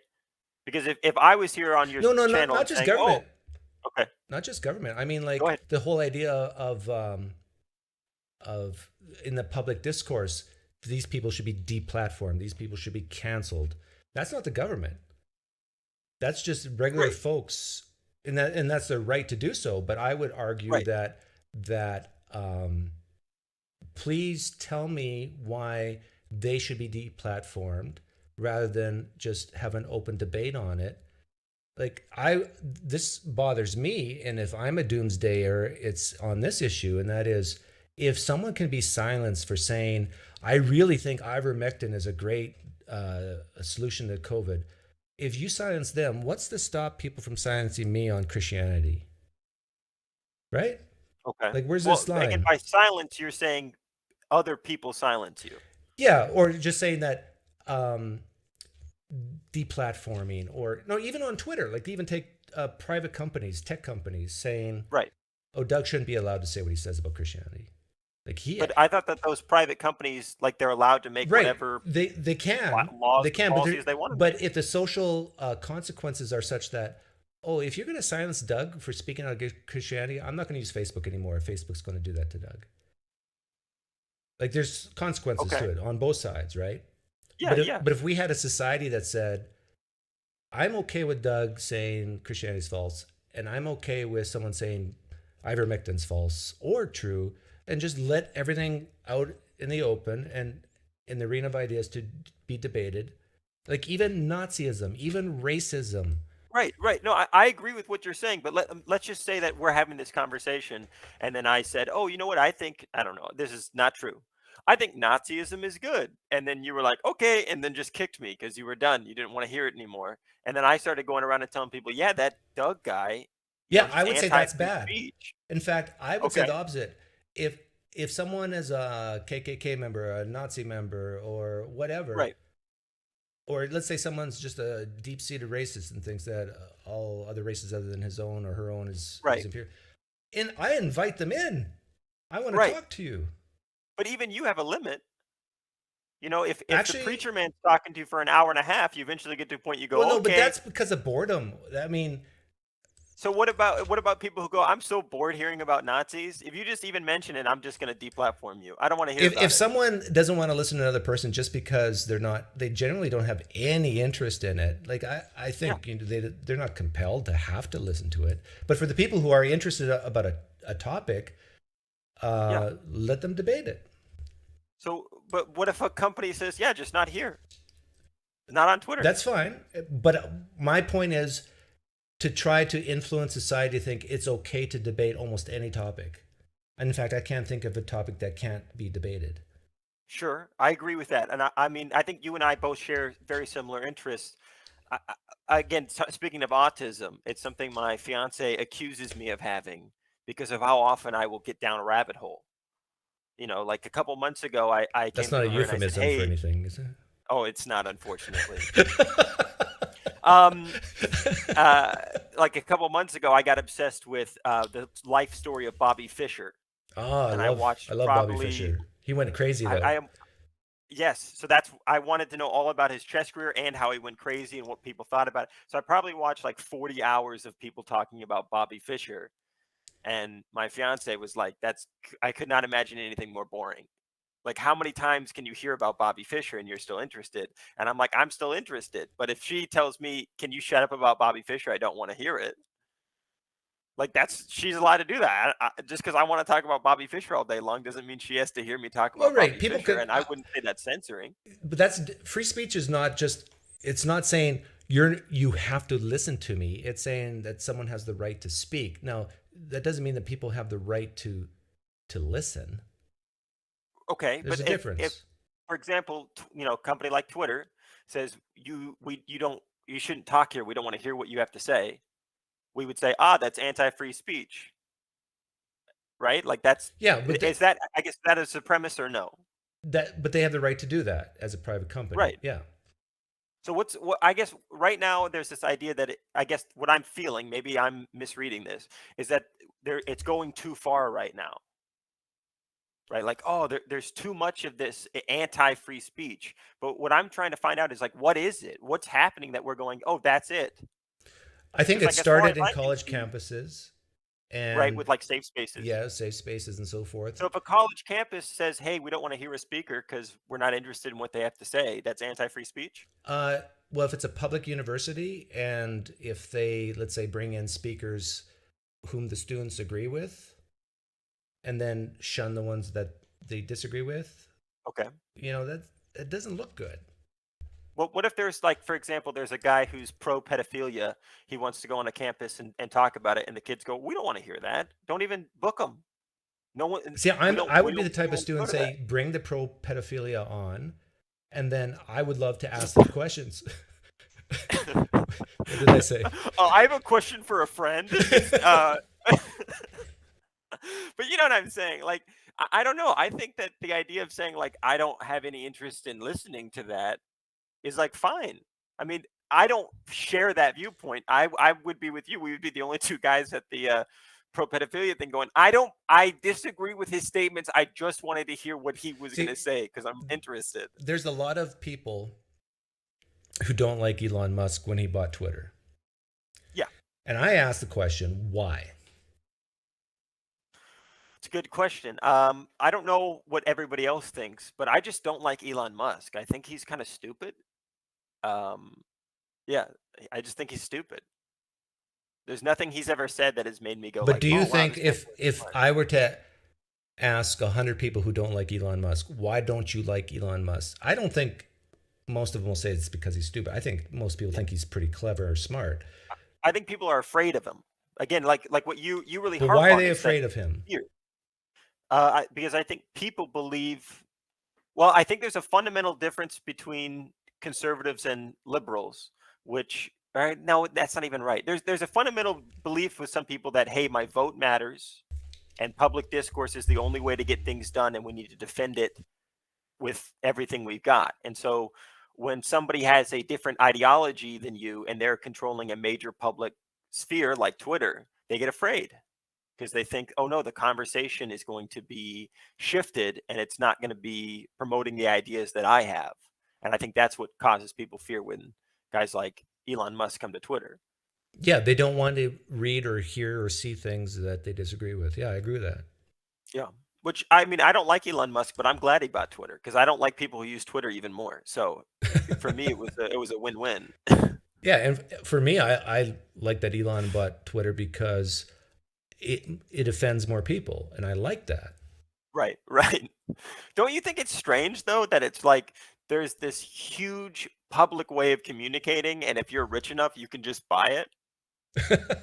Isn't that weird? Like it would be, imagine if we were in like Roman times and you're like, hey, I bought the speech. You can't talk anymore unless you pay me. It's like that, it seems pretty monumental because there are people who like live on Twitter. Yeah. My sister's one of them. She will go on Twitter binges and then she'll quit it. But she uses it for work. She's like a what do they call it? Freelance artist. So she gets jobs on there. Oh, But then really? she'll get trapped in there. Yeah, yeah. She's way smarter and Is she better a at good everything than I artist? am. Yeah, yeah. She's a good artist. She does animation. So But it's all freelance. right now she's doing freelance. She was working for a couple companies previously, had a pretty rough time with it, and then she's going back to freelance. She kind of bounces back and forth. Does she make good money? Sometimes. I asked because my Yeah. daughter's an artist, and I'm trying to think of jobs for her, and she's like, "What do I do with my life?" Okay, yeah. What kind of art does she do? Did she do like animation or does she do Yeah, more characters type sketches. character design? Yeah, but Okay. she doesn't yeah, do. if It's you, all on paper, none of it like on the computer. oh, she doesn't do digital. No, not yet. At least she's Okay. only So 19. you, okay, my sister, she's 23. I don't know. So I would highly recommend, maybe, I mean, a very late Christmas gift. You should get her into the digital because that's where it's all going as far as fighting in that marketplace. There's not a lot of studios that are doing Yeah. like paper. You getting a job doing it on paper. That's kind of tough. Anyway, you should if you think about it and send me an email, I will Okay. ask my sister for some advice if we want that for your kid. Well, But go ahead. one more question, then I'll let you go. I can ask one more. Yeah, one more, and then I'm gonna Okay. remove your free speech. Okay. I want to keep it So- open for other people. Well, see, I could go another couple minutes. Fine. Instead, I'll do. How about a joke? Okay, a joke would be good. Okay. So you were talking about dictators, and you were saying that oh, why are dictators always bad? And I thought that was a good question. So let's do this. This will be an experiment to see if we match. Let's say who our favorite dictator is on the count of 3. Hang Ready? on. Think of your favorite dictator. You ready? No, I'm not ready. I got to think of. Just do it with me. Just do it with me. I got to think of a dictator first. Okay. You're gonna like this. You just got to go along with me. I promise you, you'll like this. Okay, got it. Just try to offend people. Try to hurt people's feelings Okay. here. Count of Okay, 3. ready? Count of 3. 1, 2, 3. Justin None of them. Trudeau. No, that was good. That was good. You're supposed to say none of them was the right answer. Oh, that's cheating though. You named somebody you think that is your favorite Justin dictator? Trudeau is What's my wrong favorite with dictator, you? the Prime Minister of Canada. It's pretty funny. That was good. Justin Trudeau. Yeah, was a you good see what he answer. did to the truckers, right? Anyhow, Yeah. thanks for the joke. Thanks for talking. Caesar, yeah, Caesar was a good choice. Okay, the room's open to anybody. I would love to have a woman come on and tell me I'm wrong about emotionalism and negative things. But when you do it, be very animated and very angry. And I would love to have like a left-leaning man come on. And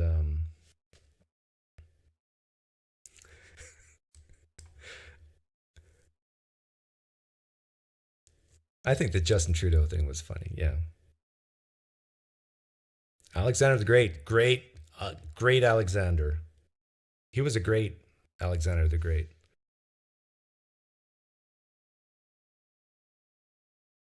Rhea Morgan says, you are wrong. I'm not sure if she's talking to me, but you talking to me? You talking to me? Why don't you provide the studies first you claim you've read? On what? On the women thing?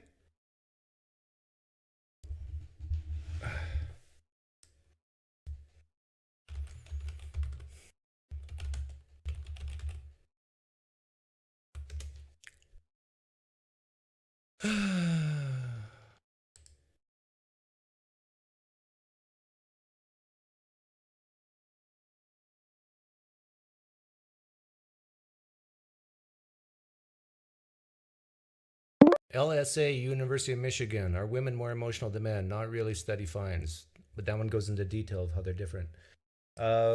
Orlando. Yo, Doug. How's it going, Orlando? Good, good, good. A good holiday.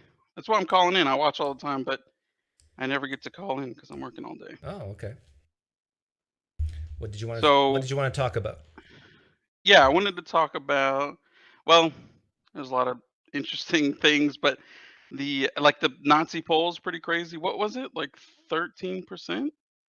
Yeah, it was, well, anything over 25%, I think was 30% of people thought there was more than a 25% chance that Nazism will take over the United States in the next 100 years. Yeah, that's pretty crazy. I think Nazis technically can't exist, right? They can't exist? What do you mean? Yeah.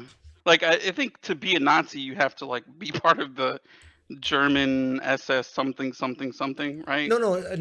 When I say Nazism, I'm talking about the idea, dictatorship, fascism, authoritarian rule. Oh. Yeah, I'm not saying like literally a follower of Hitler, but Well, that's what I got from it. That's what I got from Nazi was oh really? Yeah, well white maybe nationalists. That's what I went straight to. Yeah, I think I hope most people didn't take it that way, but you can be a Nazi without actually being a German or a follower of Hitler. I mean, it's just the ideas that Hitler espoused you agree with. So you think when people hear Nazi, they think Fascism. fascist Yeah. dictator or not? Yeah. Oh, yeah. wow. Yeah, that's what they think of, fascist dictator. That's not my intuition at all. Mine's is ethnic cleansing. Well, yeah, that too. But which I think it's a lot more likely to be I think we can get a fascist dictator. I mean, I don't think it's likely. But to think there'll be ethnic cleansing in the next 100 years in the United States, if you think that's a high probability, like more than 25%, I'll take that bet all day long. I wish I could live long enough to make money off these things.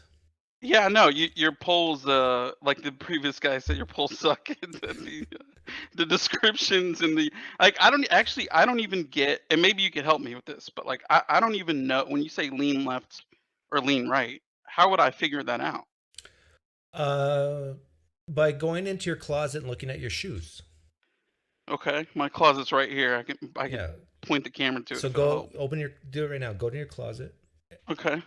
And then tell me how many flip-flops you have in there. One. And how many shoes you have total? Oh boy. Like more than 20?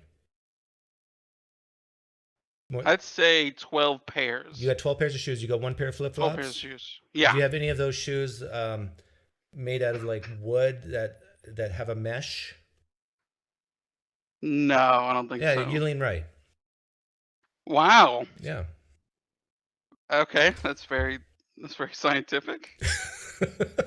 And I could also do your fridge. You got any soy in your fridge? No, almond milk. You got almond milk? Okay, that's all right. Soy-ish. Soy adjacent. I see you got some pills back there. Uh-huh. Do you have any orange barrel-shaped pills called Orange Sunshine? No, I don't even know. You lean right. You're fine. You lean right. Okay. All right. Interesting. No, but I genuinely don't know how to answer that question. Like the left right thing, I don't know where I Yeah.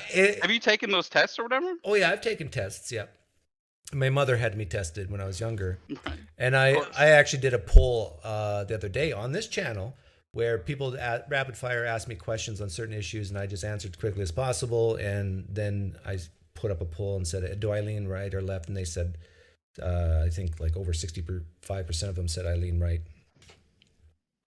After you took the test? After they polled me, yeah, they gave me the test. I let the people decide because I'm a free speech guy. Oh, okay. But the basic differences between people who lean right or left, and this is very crude, but it's the soft love versus the tough love. Okay, like maternal versus paternal. If you, if your instinctive answer to a lot of questions is one of leaning towards more mercy than justice, you lean left. If it's more justice over mercy, you lean right. Now, not to say that if you lean left, you can't be just, and if you lean right, you can't be merciful, but these are the differences in, very crudely put, the differences between left and right. And we have evolved with both. And we need both in order to have a productive society. So when you think war, combat, and then you ask the question, do people who are in charge of combat, defending the country and so forth, do they lean right or left? You'll find they lean right, most of them. Although that's changing nowadays. But and if you think of soup kitchens, welfare programs, people in charge of that, do they lean right or lean left? They lean left. We need soup kitchens. We need a strong military for when the bad guy knocks on the door. So we need each other. But this is the crude distinction between leaning right and left. This is why married couples are so good. Actually, this is an interesting question because the whole idea of same-sex marriage. I saw a meme the other day of a question of there should be 50% of board seat members for a corporation women, and everybody cheered. And then the next picture was 50% of marriage should have a woman, or men and women in board seats, men and women as parents. I get it. So it was making that comparison. And you'll see people cheer with the board seats and then boo with the raising of children. Now, I think gay couples, when they adopt children, they're probably better at parenting than a lot of heterosexual parents, because gay parents tend to have more money, have more opportunities, more options, more stable, because a lot of marriages break because, whether heterosexual or homosexual, because of financial stress. But I think, all things being equal, evolution has showed us that there's a reason why men and women are different. And when raising children, you might need both of those different perspectives. Not to say you can't get it with homosexual couples, because there's some really butch women and some really feminine men, or vice versa. But yeah, I don't think there's any studies to show that same-sex marriage is bad for raising children. But we evolved to have these differences. They're probably in the same boat as you too, where they appreciate kids more because it's so much effort for them. Instead of Yes. like an oops baby, right? Like someone who just accidentally gets pregnant, which is crazy to think about. It almost sounds like a derogatory term, but I think like, I don't know. It's weird that most of us that exist were probably oops babies. Like 50%. it's got to be higher than that, right? How many people The studies do I've you seen know? is 50% of pregnancies are unplanned. 50% of pregnancies are unplanned. So half of you in the It's live stream chat right now were not planned. well, my intuition for some reason says that it's way higher than that, but it's crazy to think that now that's theoretically, like if male birth control becomes a thing, like theoretically that plummets. It probably already has plummeted, right? With birth control being so available. Most problems in society can be solved if you can get rid of unplanned pregnancies. Yeah. In fact, I wish my live stream chat were all in jail right now so I could pull them, but I think the majority of people in jail, incarcerated right now, were unplanned babies. Yeah, I think you're probably right. I have a friend who leans like really libertarian and thinks that the government shouldn't do anything. He's like a super extreme libertarian guy. But the one thing he likes to make an exception for is birth control. Like he thinks the government should provide free birth control because otherwise the sort of negative things that happen keep perpetuating. And you can't have good voters Yeah, if but everyone's sort of how much does a condom cost? One condom cost. It's not. I don't think it's the price. I think it's availability. Like, it's everywhere. You go to your. You could, if you live in a city, you could walk any direction 1 mile, find a Circle K or whatever, and get a condom. And if you go to Costco, you get, like I do. I buy in bulk. I get like 1,000 condoms for like 10 cents. No, I don't need condoms. That makes sense. But you're 82 years old, right? So nowadays, kids. I mean, it's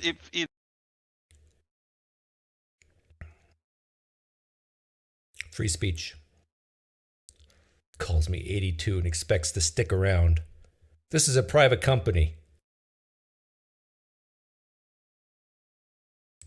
I am Twitter pre-Elon. You're out of here. Misinformation.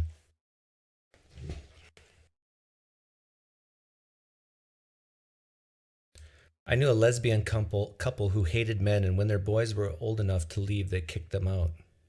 What? Hey, that's your name. What? I do not support misinformation on my channel. So, Orlando, bye-bye. I'm kidding, Orlando. It was fun while it lasted. Can you join without a camera? Yes, I'll let you join without a camera, Jan. If you're too scared, you can join without a camera. This is just a small channel, so I'm desperate. Speaking of which, if you're free, don't be a freeloader. If you're here and you haven't subscribed, don't freeload.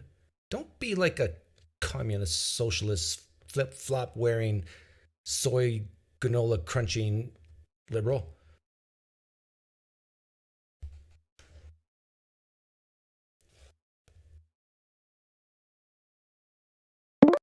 Okay, Jan's here. Hi, Jan. Hello. Hello, you're very quiet. This way better? Yeah, Hello? that's better. Okay. I had many disagreements with what you said. Agreements or disagreements? Disagreements. Oh, good, because if you agree, then it'd be boring. Yeah. The most easy to settle one is the one where you explain the left-right dynamic, because I think I have a more established definition, if you will.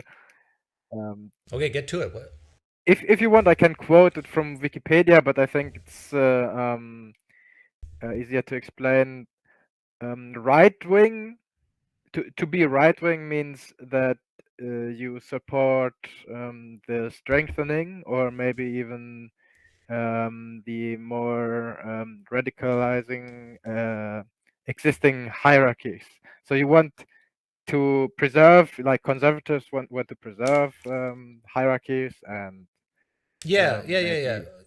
further right wing people want to create even more drastic hierarchies. Like concerning. You notice how you slip in language, biased language in there, right? You slipped in drastic and radical.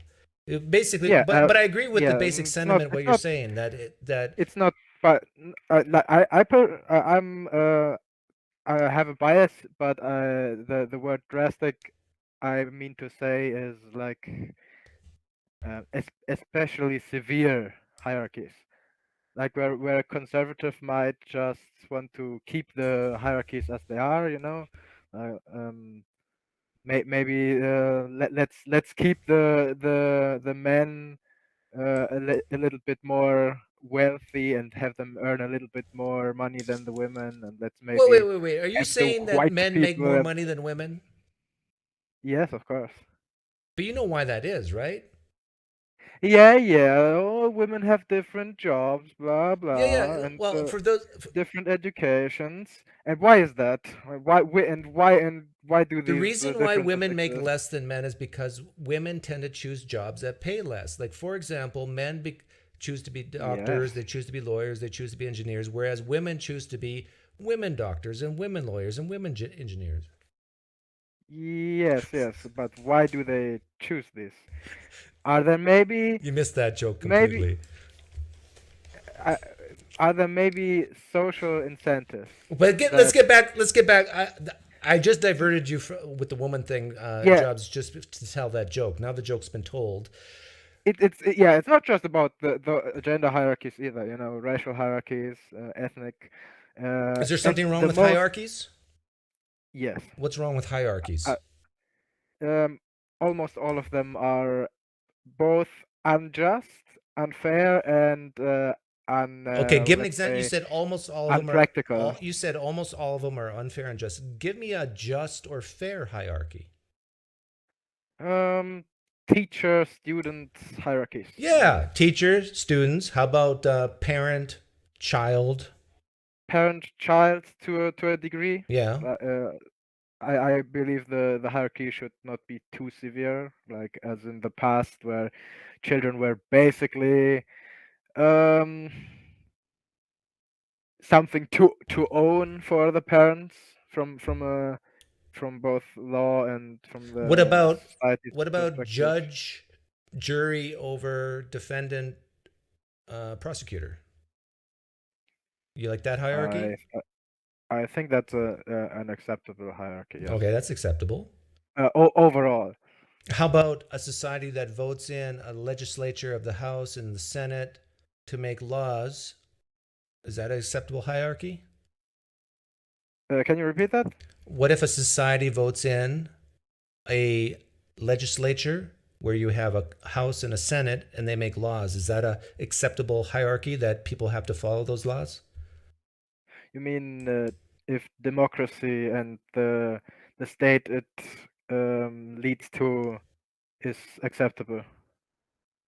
I'm just saying, like, we got laws in this land, laws in the United States, that people vote people in to make these laws or get rid of laws. And is that an acceptable hierarchy? To a degree. To a degree. Are I you saying you think don't like democracy?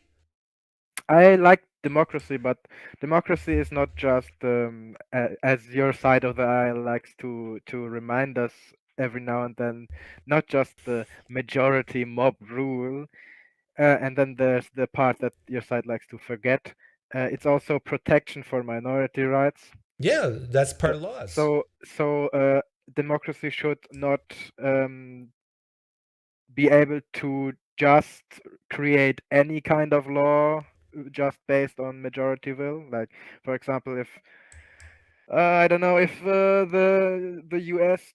decided tomorrow that Well, they sure. want Hey, to Jen, sure, reinstate some laws are slavery. bad, but then usually, if there's a bad law in society, usually, not always, uh, Yeah, the people will revote and kick certain people out, and new people come in to change the law. no, man, I have to disagree there because bad laws are on the books for decades, maybe even centuries, without people either noticing or caring.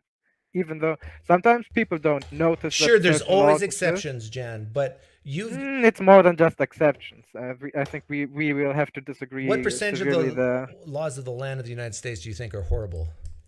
I have no concrete number, but for example, like the most recent laws against interracial marriage were um, taken off the books Yeah. or only like, I don't know, temporarily I don't know, frozen. Yeah, I agree. There's some really In the outdated 90s, laws, but they were never enforced to begin with, right? I mean, they haven't been enforced for a laws long against time. interracial marriage. I'm pretty sure that those were not that recent. When was I the mean, last not time that laws against interracial not marriage was recent. enforced in the United States? I don't know the answer to that, but my guess is it's way more than 50 years. I'd say it's not It has to be after the civil that rights far movement. back. I mean, before the civil rights movement. Yeah, but the civil rights movement didn't just blink those kind of laws out of existence. Like maybe No, they didn't, but the enforcing of the law, like, maybe I'm wrong, but I really doubt interracial laws were enforced post 1960. I don't know. I'd have to Google, but if I had to bet like $10 or something on it, But you gave I many I examples of where hierarchy is good, right? yes. Okay. You just don't like it That, when old white yeah. men are in the part of the hierarchy. Oh yeah, I hate old white men. They are the worst. They are the worst. Put them in chains, right? That's what we lefties are supposed Speaking to of say, chains, right? it's an old white man who freed the slaves. Yes. That's You always know who that was?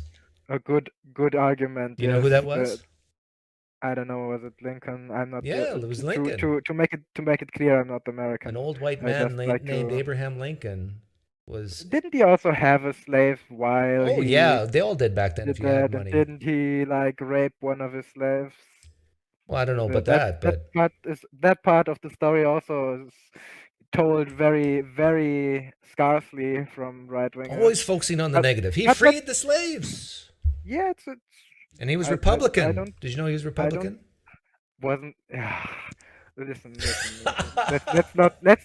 Let's not talk about the Republican and Democrats. One of the biggest dynamic. issues in the United States, the emancipation, was done by Republican. There has happened nothing between back then and now. No, Nothing nothing. at all. Nothing at all. Okay, whatever. Back to the original topic. The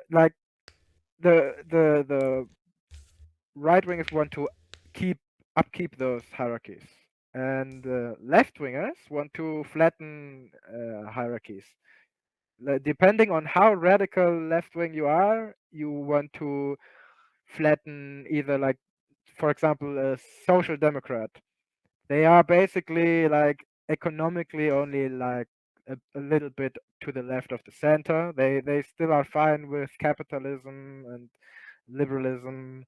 They just want to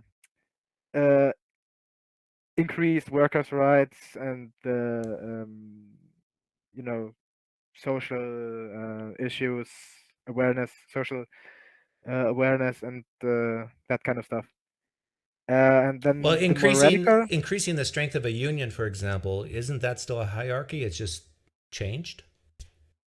I would say it is a flattening of a hierarchy, because then you instead of a highly authoritarian hierarchy like the capitalist one, where you have at the top you have your capital. But if it's a flat owners, hierarchy, then it's not a wealth hierarchy owners. anymore, right? Well, if it's not completely flat, it's a slight hierarchy. Okay, so you're for hierarchies. You just want them to be like very tiny. I think in many aspects it's unavoidable to have a little bit of a hierarchy, but it should be as flat as possible. For example, if you're economically far left, you want workers' ownership. You want the workers to own the means of production, and Well, instead of the capitalist. are you saying you can't be a capitalist and lean left? You can be capitalist and lean a little left, but not far left. Okay, you're talking about the far left right now. You're talking about the communists, the hardcore socialists. Yes. Where do you lean? Are you Well, communist? Well, take a guess where how did I find this stream? Are you It has pro Vaush in Joseph its name. Stalin Marxist? What are you? Oh no. So Vaush is a libertarian socialist. So he wants um ownership of the means of production by the workers, but not in an authoritarian state like Stalin or Mao would have wanted, or I guess Lenin started the whole thing.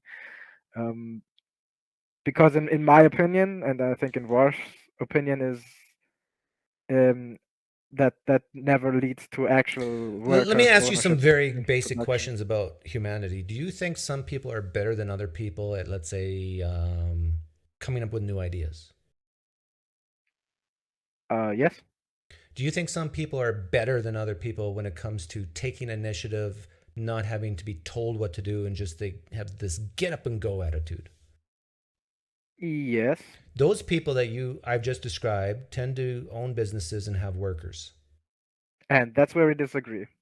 I know you I think you believe in meritocracy. The idea that the people with the greatest ability and skill Should be end up at the rewarded? top. Yeah. Yeah, I think that would be nice, but that's not reality. Like most people who are in the upper echelons of political power and wealth are not the people, the geniuses, the Tony Starks. What do you think they People are? like to Just people lucky? like in most cases, yes. Yeah, I had a guy on Cap- the other live stream. It was all a matter of luck. It's not all a matter of luck, but it's mostly circumstance. I think guys like you say this because it feels icky to say someone is not as good as someone else. It makes them feel No, it bad. doesn't. No, No, that's not why you a say it. very nope. Like I you can have. we say this kind of stuff because we know that the wealth that people like Elon Musk accumulate, Mhm. or like Jeff Bezos, can, no matter how much better he might be than a average Joe, and as we have learned in the recent month, Elon Musk is not at all better than the average Joe at basically anything. What? The man basically disproves the idea of meritocracy on his own. He's the richest man to have ever He's a existed. big ideas type of guy. No. Yeah. What, Hey, what idea Jan, did he I've have? worked in venture capitalism a lot. I've seen guys like Elon Musk come and go, but they all share one thing in common. They have these huge ideas, and a lot of the times, I'd say what idea did he 90% of have? the time, they're ridiculous ideas. But 1 out of 10 or something like that, they'll hit big, and that's what happened to Elon. He was a Elon big had idea no big thinker. ideas. He had money, and he put that money in ideas that other people had. Yeah. Maybe I'm gonna do a little bit of advertising for a video series called Debunking Elon Musk.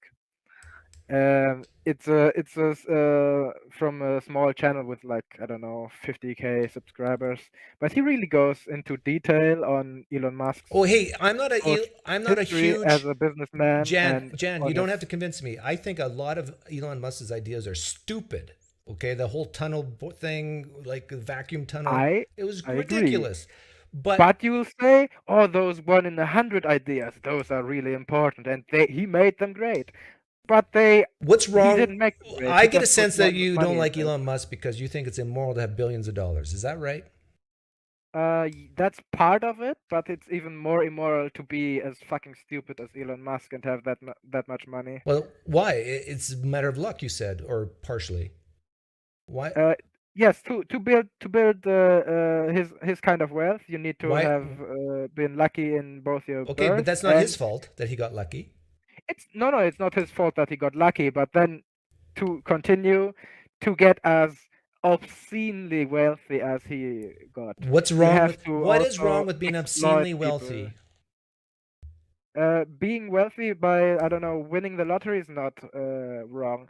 Being wealthy by being the kind of capitalist he is What kind of capitalist can is he? only result by exploitation.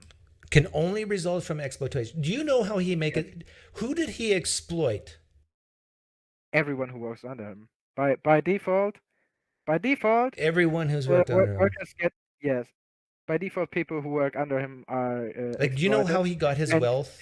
his companies are very exploitative, He got his wealth. even more than the average. Well, it started with PayPal, right? But then with Tesla and SpaceX, those companies went public.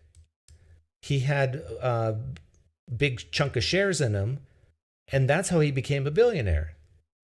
Yes. And In why did fact, he those- would have become those- a billionaire whether he was active in those companies or not, because he owned so many shares. you have to drive up those shares. You have to present something, and to present something, you have to build up a company. If he's to stupid present like those you say shares. he is, if he would have stayed out of the companies he started, he would be even wealthier. How would he be? Because the be stock prices would wealthier? have gone up more. He would have just had ownership. If you have to, those companies he built with like money, not his ideas, not his skill. He just put the money into it. Right. So now Well, he do owns. you think Elon Musk thought up PayPal by himself? Did he write the No, code I'm not for saying it? that. Did he build the stuff for Tesla? I'm saying he Did became a billionaire because of the value of his shares went up. Yes. Yeah. What's wrong with that? Because the values of those shares only go up when you have a presentable company, and those companies are exploitative by nature, and the way he runs them are even more exploitative than average. But I'm saying that even if he didn't run them, he would be a billionaire. Possibly, but not probably. So not who would that he have rich. if he would have just I think fished at that home? most of his Who's he wealth exploiting? was what is based in stocks, right?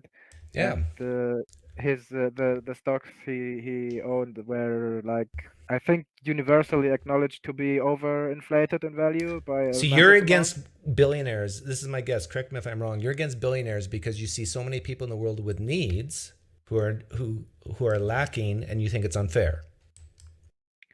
That is a small part of it. Small but part. That should be the biggest bigger- part. The bigger part is that it stems from a fundamental, let's say, Free market. misdesign of our society. Right. You don't like free market.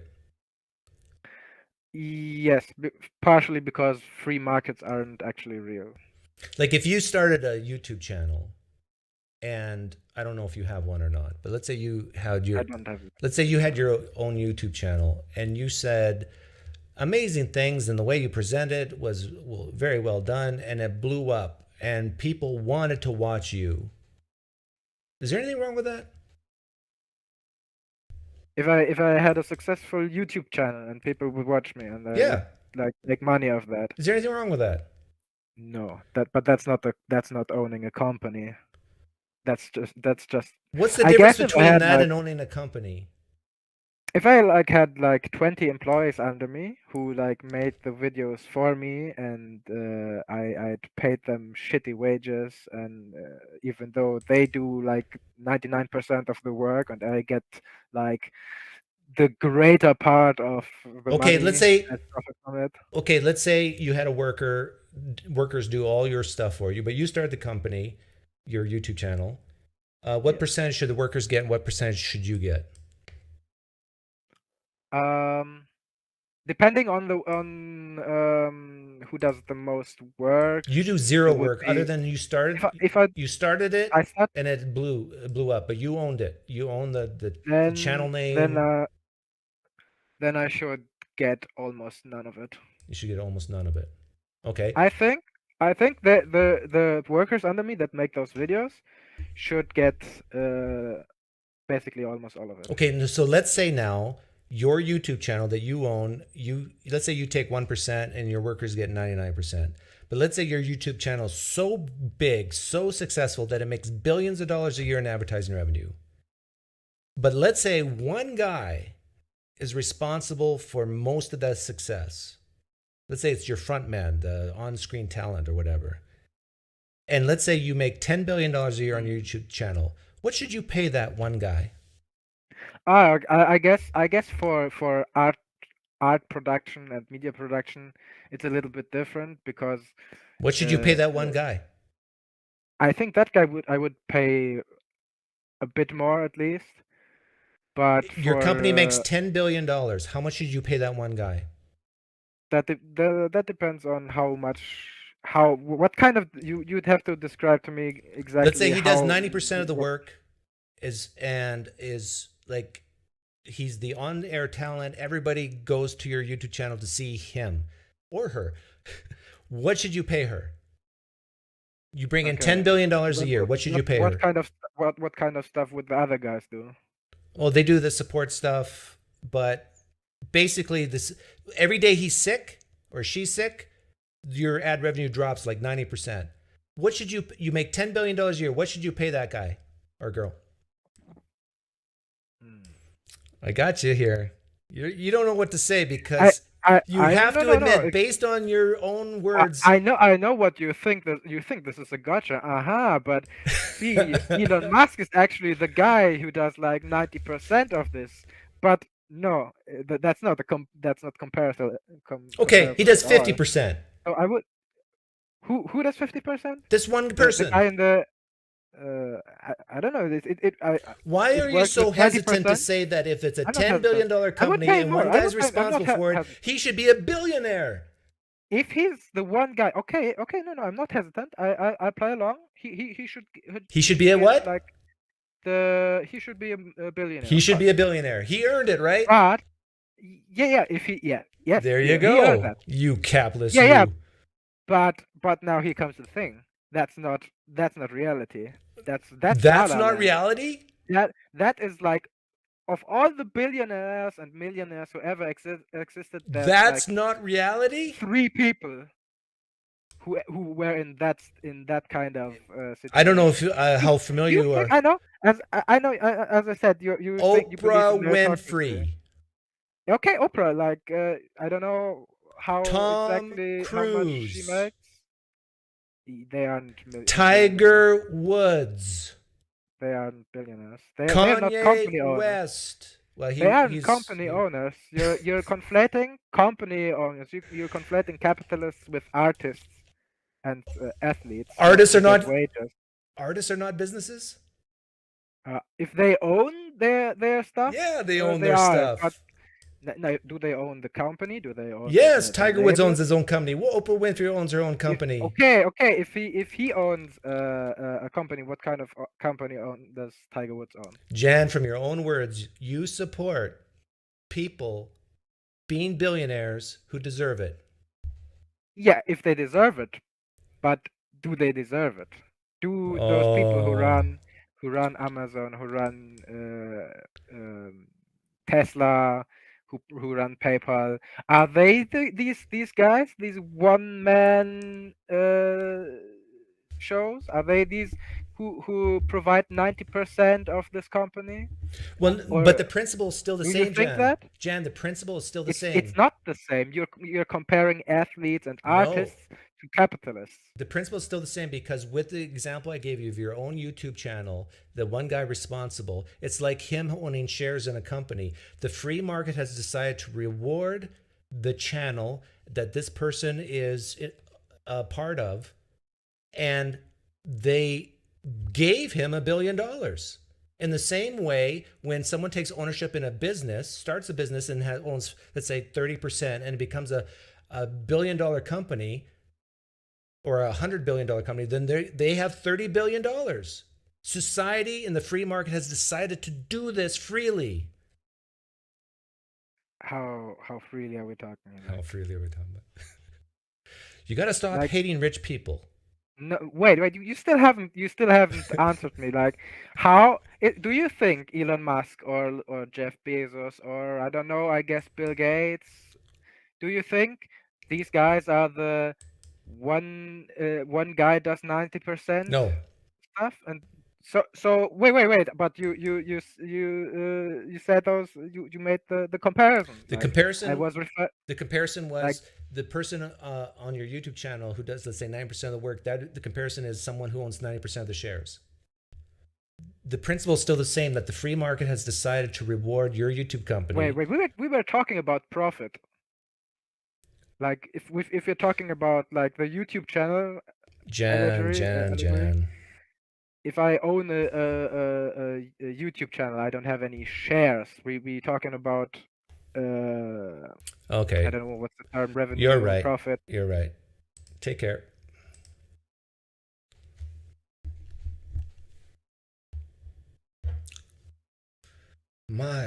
This doesn't feel right that people should make this amount of money. It doesn't feel right that the free market rewards them. Just view it as good luck and wish them well and hope that they give back.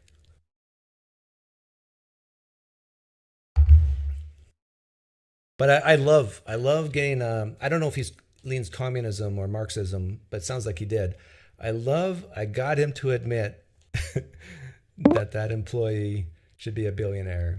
Whenever you can get a Marxist to admit that someone deserves or should be a billionaire, oh, that's so good.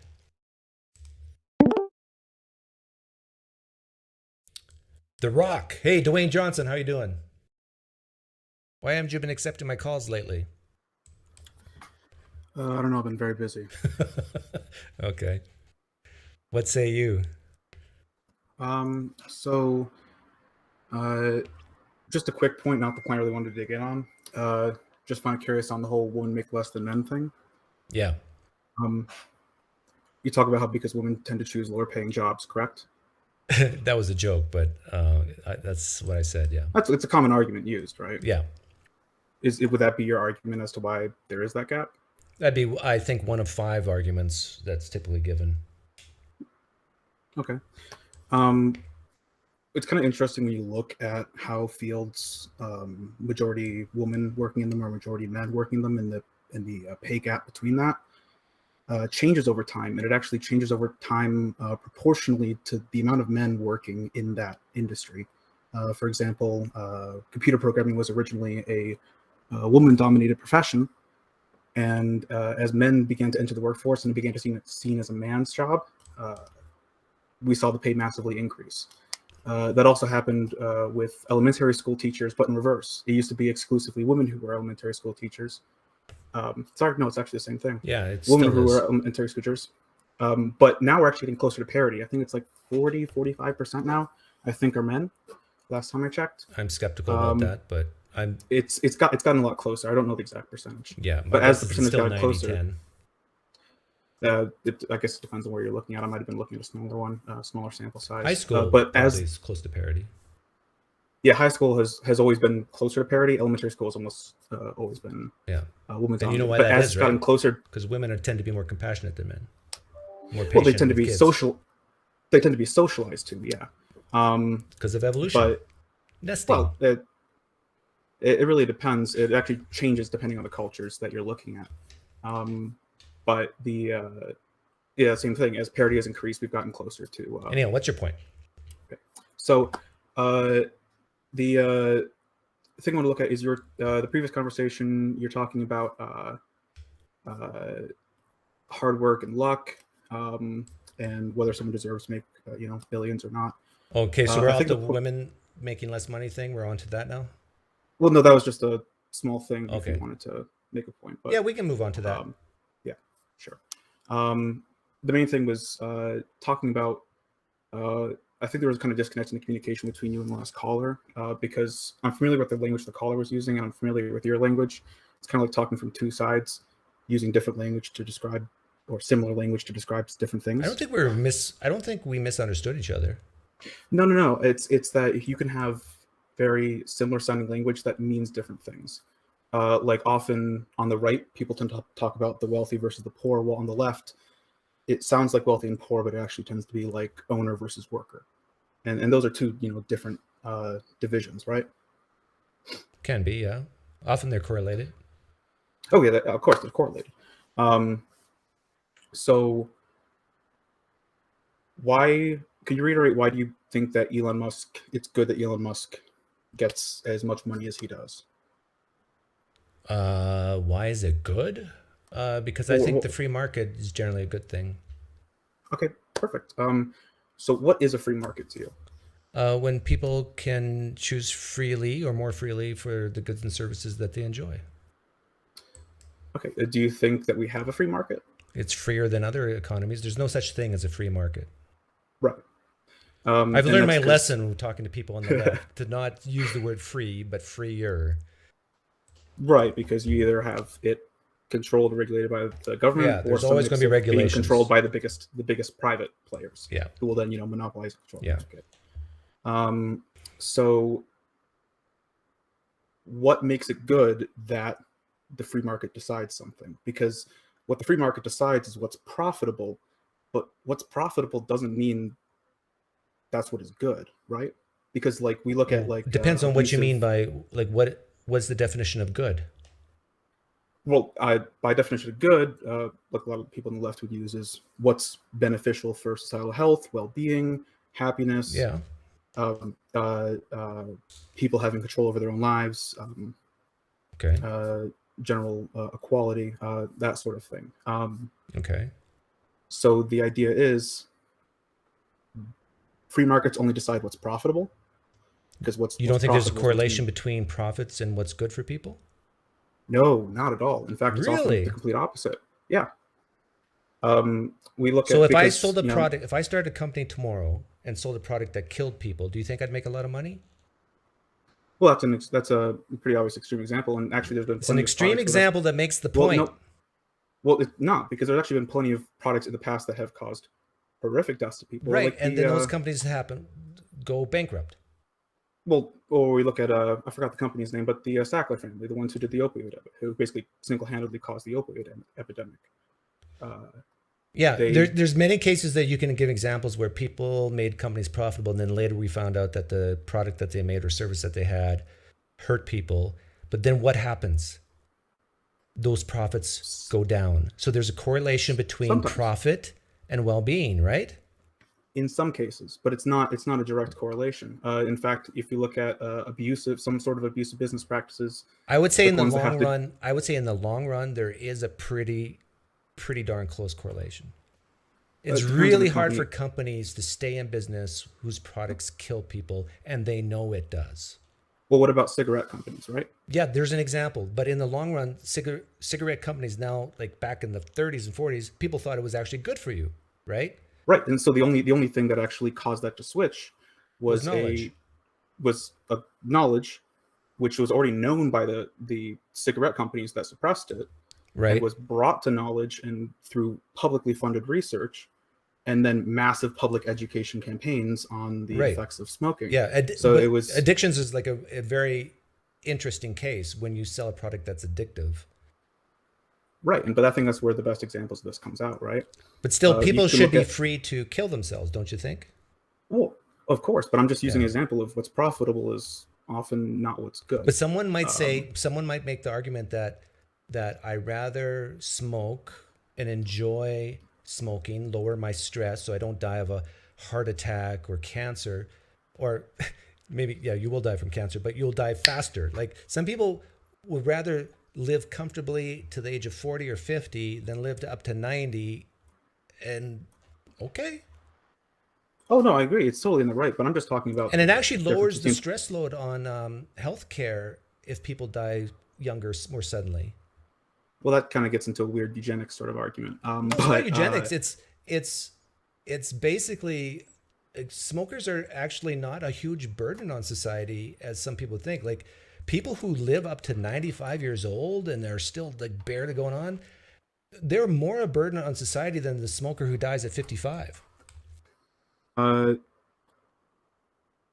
Let's see. I just want to pull it up quickly.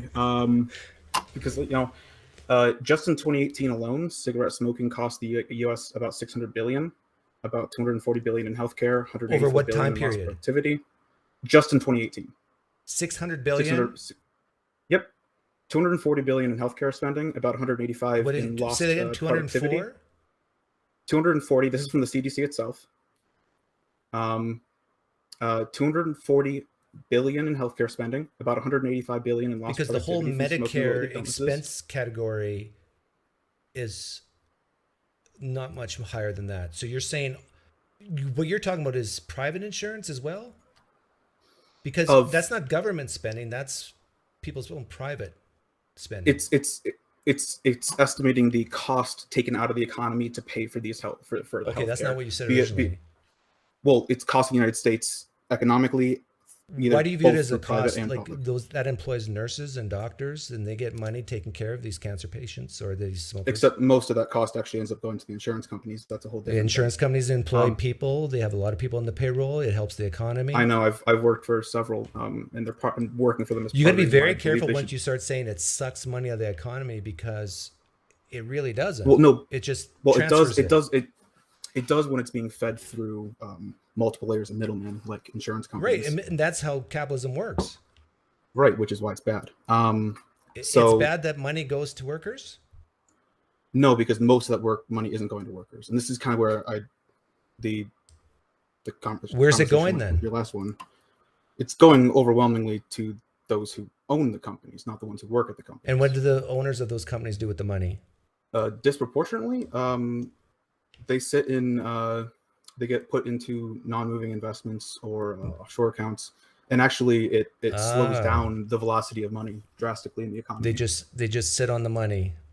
They don't. Oh, they invest some of it, but relatively speaking, for the amount of money that goes to a worker versus an owner, you think velocity of money is billionaires slowed. take billions of cash and just sit on it in their mattress? No. No. What do they do with it? No. They invest in bonds, stocks. They invest in some of it, yes. Yes. And they invest in some other. Does investing in bonds help the economy? Some in some small ways, yes. But Small ways. the thing It's what well, no, I'm fuels talking about, all the social programs in the United States.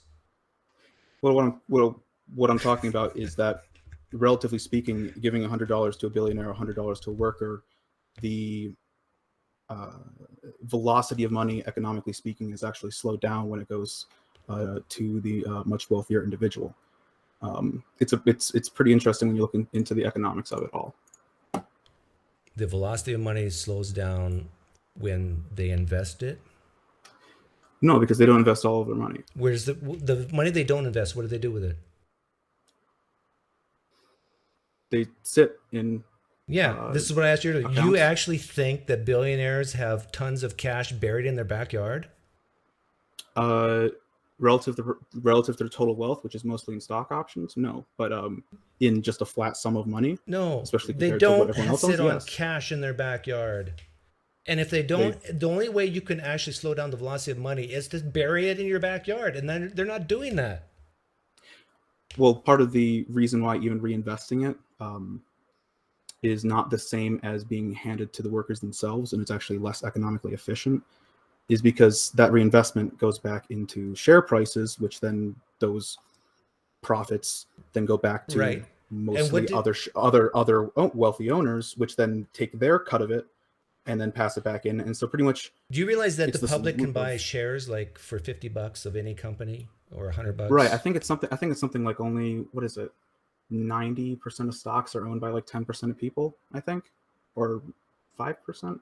I don't know. It's something wild. Most workers today, it's different in the past, but most workers today work for employers who have some type of retirement package. Not all, but some.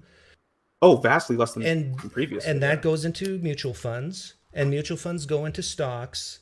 And so when they sell their mutual fund, they are reaping the rewards of those ownership shares. No different than a billionaire. Well, it is different because and I think that's kind of the big point that I wanted to make is it's not wealth itself that's the problem, or the difference in wealth. Like, again, there's no problem in a vacuum of someone owning $1 billion and someone having 100. The problem is what that wealth means, right? What it means. What does it mean? Right. Well, what does wealth translate into? What is wealth used for? We don't have wealth just to, put a high score on the scoreboard, right? Okay, but the problem is now we're problem getting is that somewhere. What Right. could it mean to make it bad, or what could it mean to make it good? Well, that's the thing, is we live in a system where wealth directly translates to power over others and Ah, power over public opinion. okay. So is power bad? When it's wielded by a disproportionately small group of people, yes, especially when Why they're is elected. power bad when wielded by a small proportion of people? For the same reason that dictatorships are bad, Why is dictatorships bad? because that means there's a separate and directly opposed class to the majority of people whose interests are directly opposed to them. Whoa, You whoa, have whoa. a- What if you can have a dictator that's completely in line with the people? You can, just as you can have a horse that magically grows a horn on its head. It's But technically possible, you're saying, but it does. But this- that's not how material well, conditions yeah, work out, right? you can be right, and I agree with you that power is often misused. But this is the problem I have with a lot of left-leaning CRT types, is because they just make these blanket statements that power is bad without Well, no, actually power itself. without actually thinking about it. No, power isn't bad at all. I believe power is good, especially when it's given But to when I average people. when I But the kept problem asking you is when why is there's- it bad, why is it bad, why is it bad, you jump to this assumption that, well, because dictators will always be against what the people want. That's not true. Well, of course, again, you can propose that they not be, but are you saying that you would be fine with a dictatorship? No, I think democracy is a better way to go because of Okay. the propensity to misuse power. But power within itself is not bad. I never said that power in itself was bad. I know, but you gave said- gave that idea as I unpeeled the onion that billionaires are bad because they have power, and power is bad because that leads to dictatorships, and dictatorships are bad because they go against the will of people. No, You have this actually, long causal chain. Well, no, I took notes. I took notes here, so I know the point I made. It's not that power is bad, dictatorship, that billionaires are bad because they have power and power is bad. It's billionaires are bad because in our system, having that level of disproportionate wealth allows you to disproportionately control public opinion, public policy, and the government, and so on and so forth. It's the fact that So you're saying billionaires can control people's voting? oh, absolutely. I mean, you said you worked in venture capitalism, right? Yeah. So I'm pretty sure you're familiar. You cut out on me. I'm sorry, lagged out. I mean, we're all familiar with marketing, right? Yeah. The person, Oh, yeah. anybody who thinks that advertising won't work on them is the first person who's going to be, sold the the castle down the street, right? That I disagree with. Because we're always influenced by what we're seeing. We're always influenced by the media that we're consuming. Yeah, but being influenced sometimes is the opposite of what the advertisers intend. Like, I've been on record of saying that with the whole Russian thing influencing voters, like, it has almost no effect on a guy like me.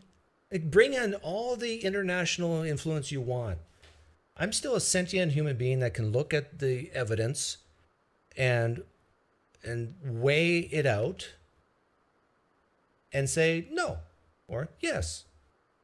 So you have to have a very low view of humanity, which I think a lot of people on the left do. And I lost him.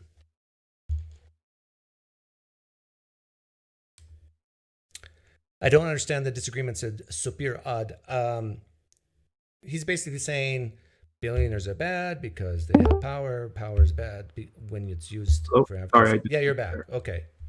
Sorry, I disconnected after the last thing I said. So before you left, I was just saying that a lot of people on the left have this really almost infantile view of humanity of we'll just keep in the United States that, oh, Elon Musk, if he has billions of dollars, he can buy all this advertising and manipulate your brain to vote the way he wants to vote. Is that what you're saying? Well, no, it's not talking about individuals influencing individuals. It's that an individual who's able to purchase, let's say, Elon Musk, who's able to purchase a vast amount of media coverage, that will translate into a change of public opinion. It's a game of numbers, right? That's the only reason why companies invest in marketing in the first place. They wouldn't if it didn't work, right? Same thing with government propaganda, private company marketing, Hollywood. public campaigns. Hollywood, yeah, of course. And I really don't like Hollywood, probably for different reasons than you do. But so the problem is not so much billionaires spending money on advertising, it's that it's all one-sided. Like you could have two billionaires with opposite views spending money on advertising, and then you got the market of ideas again, right? Well, no, because it's only two people. It's not the what are we at? Almost 400 billion, 300 something billion now in the US. So what? What's the problem with only two people who have contrasting views, spending money, and trying to influence people? What's wrong with that? Because you're only seeing the voices of two people. Yeah, which you can reject or accept. Right, but again, if you have two different people who disagree, you're going to have basically public opinion over time go to just those two people if they're able to dominate the okay, but if they're exactly avenues opposite on every view, which well, there's no such thing as two sides to the same view, right? Like there's way more than two sides to any one opinion. Yeah, so but I'm just making it simple. Imagine 100 billionaires on the left, 100 billionaires on the right, and they're all spending money to influence the peasants to think like them. What's the problem? It's kind of like the same problem of if you, that kind of brings up something interesting that I thought you said before. Would a dictatorship be good if that dictator agreed with everything with you? Would you like the dictatorship if he agreed with every single thing that you believed? Would I like or would him? there be still something fun? Would you agree that'd be good to have the dictatorship? Or would you say that there's still something fundamentally wrong with there being a dictatorship in the first place? I wouldn't use the word fundamentally, because I can imagine a case where a dictator can provide more well-being and flourishing than a democracy. Well, of course, but would you still say it's kind of... But practically, I think democracy, based on history, works better than dictatorships. Right. That's we're kind of approach kind of a rule utilitarian outlook on things. Yeah. That even if utilitarianly there might be a better outcome with a specific hypothetical dictator, as a rule, I'm saying, democracies are still better. And to relate this back to what you're saying, I'm saying that because we, in this country, how many billionaires are in the United States? Is it in the hundreds? Probably, which is like 0.001%. And we both know that there's probably, actually, I don't know the answer to this. Do you think there's more left-leaning billionaires in the United States or right-leaning billionaires in the United States? I would be surprised if there was any left-leaning. It really depends on it depends on what you define as left-leaning. Jeff Bezos, do you think he leans left or right? Oh, absolutely to the right. What are you defining as left? Well, we already had this conversation about an hour ago. Well, I know, but it's the question of, you can look at socially or economically right or left, right? Voting, just based on how many billionaires in the United States vote Democrat and how many vote Republican when it comes to president. Do we know the answer to this? I would assume it would be actually pretty close, because both political parties are both pro-capitalist parties. Okay, so when it comes to voting Republican and Democrat, if you think it's pretty much down the middle, then what's the problem? Because the Democrats aren't a left-wing party. They're left-wing relative to the Republicans, but they are not left-wing themselves. So you need your own party. What party would you say is representative of you? Well, on a more global level and not restricted to the US, left-wing versus right-wing kind of starts to separate where it starts and ends at the existence of or the support of capitalism as a system. So are you a Marxist? I think Marx said some dope things, but no, I'm not a Marxist. Okay. It's a dope thing. And fuck the Soviet Union, fuck the Chinese government. I don't even think that they were socialist. They were just... See, here's the top... the same thing with a red coat of paint. Here's the top 25 list of billionaires in the United States. and I don't. Maybe other people in live stream chat will know. Elon Musk, I get the sense he's right down the middle. Jeff Bezos. Oh my God, he's far right at this point. Why? Why do you say that? If you look at the people he's been palling around with and the people he's been this is a pet peeve I have of people on the left. You're guilty by association. well, no, it's not guilty by if you're friends with a single person or something, but it's if there's 13 people at a table and 12 of them are far right and you're sitting there by yourself with them, it's pretty easy to assume that you're also far right. Also, a lot of his opinions that he's publicly shared are far right. I would say most people at my poker nights lean left. Does that make me left? No. I'm a thinking human being and make my own decisions. Jeff Bezos, you think he leans right? Bill Gates, you think he leans right? He would be a liberal, so he's actually pretty much right along the center. Liberals down the center. Right in some ways. Larry, yeah, liberalism is. It's oh yeah, look at that suit. Yeah, this guy's neoliberal being right center, and then social Zuckerberg, Democrat, you think leans right? Left.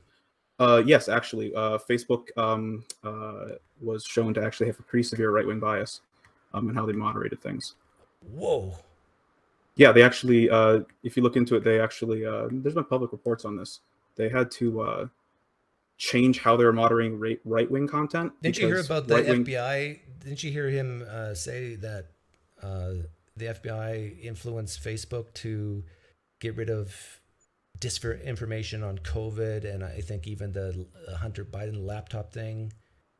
Oh, those were requirements. The FBI wasn't about the Hunter Biden. That was actually the private Biden campaign, I think, which happens with all campaigns and all private organizations all the time. Facebook actually had to change how they're moderating right-wing content, and specifically right-wing politicians and figureheads, because they violated the terms of service so often that they didn't want to appear biased just because of the sheer amount of times they would have had to ban them. So they actually loosened up on banning right-wing people just so they wouldn't appear to be biased. But then they still had to because of. So if you were a dictator, what sort of government would you put in place? Like, you're a dictator, and then you could replace yourself with another system as your last act of dictatorship. Like a magic snap, Thanos, snap my fingers. What would the world look like if you were in charge? Political and economic fluid democracy. Okay, and what does that mean? Fluid democracy. It means that the political and economic structures are democratically both owned and controlled. That doesn't mean owned by a state. It doesn't mean owned by the government. It could be just every single organization was some form of worker co-op, with the hundreds of different versions that those can take already. A good example you might be interested in looking into at some other time in more depth. It's by far not a perfect one, but the Mondragon Corporation. So who would run the co-ops? The workers. But who? Like the people who work at that organization. Yeah, but things have to get done. Right. So you're talking about who would organize it? Who would be the management? Have you ever had to supervise people before? Yes. Okay, so imagine a room of 100 random people put in a room, and you got to accomplish a task. Yep. Do you know what happens? Yeah. Well, that's because there's no organizational structure. Right. What happens if you have a task and you put 100 random people in a room? What happens? It really depends on the group. Sometimes it gets done, sometimes it doesn't. I'm not suggesting there'd be no organizational or managerial structure. The opposite. I'm suggesting that managers, rather than being top-down installed by owners, they would be voted on by the worker. What happens is a few people, a far vast minority of people, will step up and say, okay, I saw you're good at this, so you go do that, you did that, you did that. That hierarchy of talent automatically kicks in. I wouldn't call that hierarchy of talent. Right, because it makes people feel bad. But that's the truth. No, because it's different talents. Like their talents would be organizational, while other talents. But that talent is a hierarchy. No, because I wouldn't say one's better than the other or more good than the other. See, this is the problem. You think when someone has a higher hierarchy that they're better than someone. Well, that's what a hierarchy is. But all it is that someone has the ability to recognize the strengths and weaknesses in other people and say, Why don't you do this? Why don't you do that? Why? It doesn't make them better than anybody else, but it makes them more efficient as a team. Right, because that's because their skills are managerial. I'm not arguing with that. Okay. You're arguing with a straw Just man. view I didn't say hierarchy that as there wouldn't. managerial. Well, there would be a hierarchy of decision making, but the hierarchy that leftists have problem with is not hierarchy in general, but hierarchy of power. Yeah, the power thing again. Right. Well, it's all about that, right? But the thing is, do we're you all- think we're there's all- such things we're as having fun natural born leaders? Yeah, I think there's people who have good social skills and confidence. Okay, and things so like that that instead can of naturally disproposed instead of to having this negative view organizing people of power, just view it as natural born leaders doing what they were born to do. No, because that says nothing. Being a leader has nothing to do with power, especially unchecked power, right? Specifically unchecked power, right? Because what I was never talking about no managerials or no leaders within the organization, right?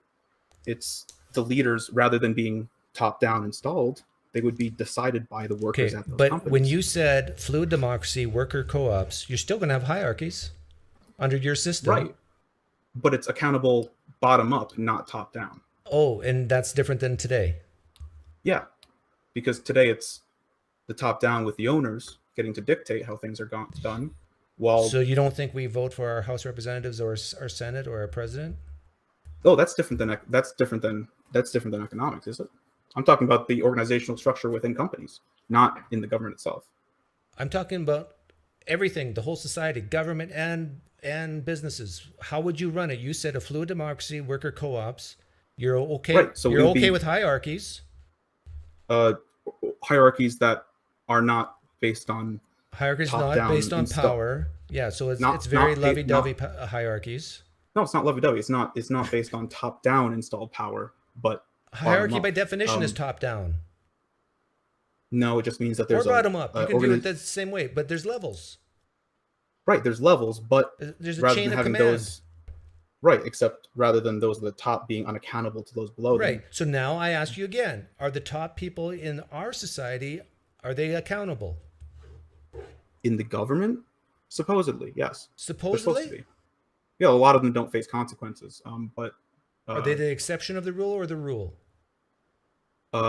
the exception to how it's supposed to be, but the rule for how it actually is. So you say most of the time our government leaders are not accountable. Are not held accountable. Largely, yes. Most of the time our congressmen and our senators are not held accountable. Is that what you're saying? Well, yeah, a lot of really popular public policies that are supported. So by every majority 6 years for Republicans. Senate, every 2 years for Congress, they're not being held accountable. Not necessarily, because our system isn't set up in a way that facilitates that properly. What is, the But system again, is voting. No, but again, please, we've switched to talking about government structure. I was talking about. Okay, let's company shift it to structure. private sector. You don't. Well, that's what we were at. You don't originally. think there's accountability in the private sector? Within a company? No, No.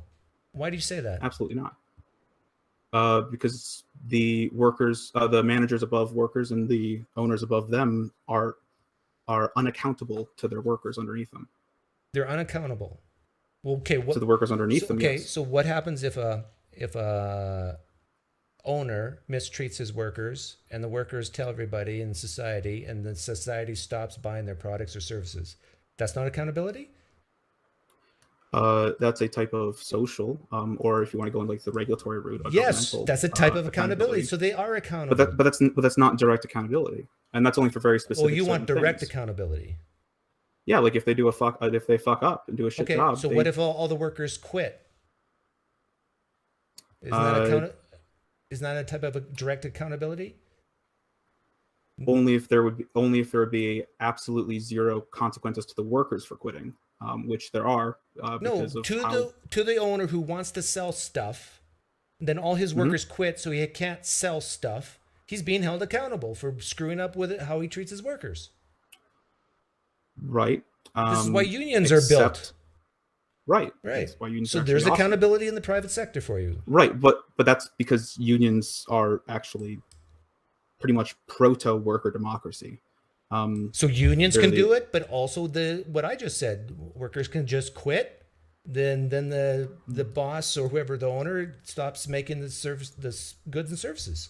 Well, workers aren't free to quit. This gets into a broader subject. They're not free to quit. But no, most people can't afford a $400 emergency. So just up and quitting your job on a whim is actually not a free thing for a worker to choose. Ah, I see. So if they could afford to quit, then they're free to quit. If there was no consequences to them quitting, meaning that it would not affect their life, then yes. So you but currently view currently them as that more or less slaves if they don't have money. I wouldn't use slave. Some people will use the term wage slavery. I think there's good arguments for and against that. It really depends on the context in which you're talking about. But these topics are incredibly complex, and you can't boil them down to simple gotcha Yet questions, I do. right? I know, right? You're working really hard at it. I'm giving you props for it, man. Oh, I'm not trying. Well, I was being nice. I think we beat this to death. I'll give you the last word if you want to say something. Well, I was just trying to say earlier, if you're interested in looking at what a potential worker co-op can look at, I don't think it's a perfect example. There's plenty of problems with it. The Mondragon Corporation is the 10th largest company in Spain, and it's a worker-owned cooperative where managers and organizational staff are voted on from the bottom up, and there is profits are voted on how they're shared and distributed and what they're used for by the workers. And more than what is it? I believe last time I checked, there's a worker cap. There's a pay cap. So basically, there's a ratio between the lowest paid worker and the highest paid worker. And that's basically the structure that I would be advocating for on a widespread economic scale. Gotcha. Okay. Well, thanks for coming on, Rock. Awesome. Take care.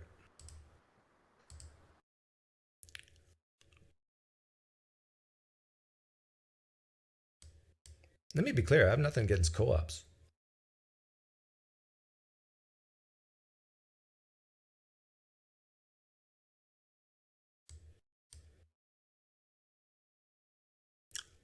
The bank I do most of my banking in as a co-op. Some of my best friends are members of co-ops.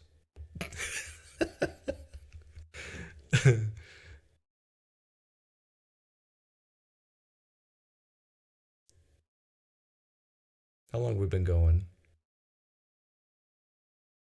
I'm willing to take one more call if someone wants to come in, but if nobody wants to come in, that's fine too. This has been fun. If you came late, you got to check out the polls we did. Very fascinating. Should inheritance be banned? No. I think what you mean to ask is, should taxes on inheritance be banned? Right? Is that what you meant? And my opinion on that is, I generally am against the state tax, but I understand why it makes sense. But it just seems like I just lost my father, and now the government wants to take what he meant for me. That kind of ickiness. Yeah, my one Asian friend's in a co-op.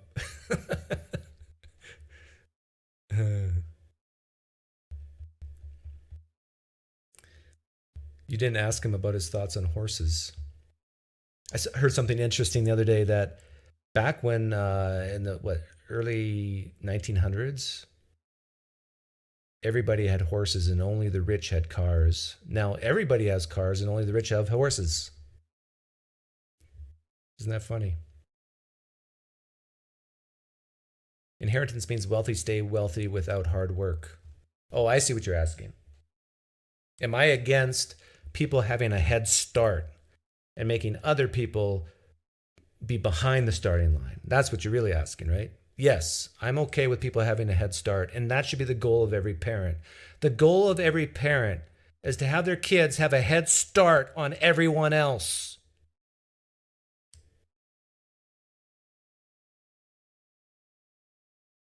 How's that for tough love? And if you can't have a head start, maybe you shouldn't have kids. Whoa! No! He said it! If you can't afford the basic needs of life, what are you doing reproducing?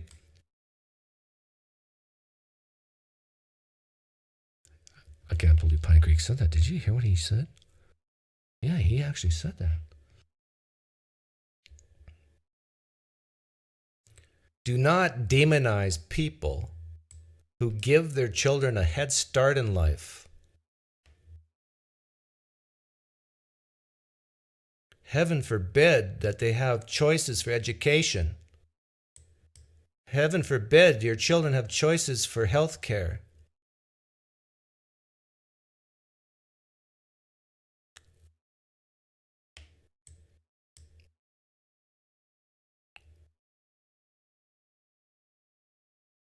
People who inherit money from their parents and get a head start in life, well, they're probably in the middle age by the time their parents die. Other people should look at them and say, good for you. I wish I had that. Don't demonize it. Applaud it. 1 to 2% of people pay estate taxes. Yeah, that sounds right, Charles B. And most of them are my clients.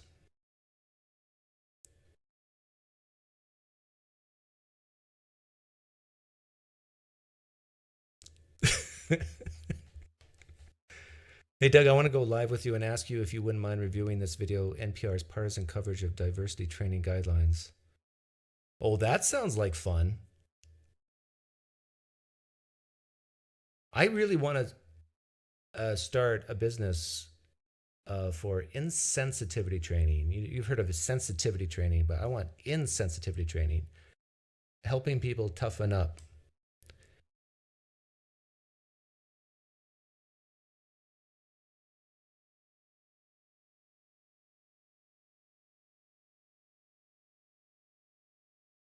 The poor should not reproduce. Merry Christmas, Pine Creek.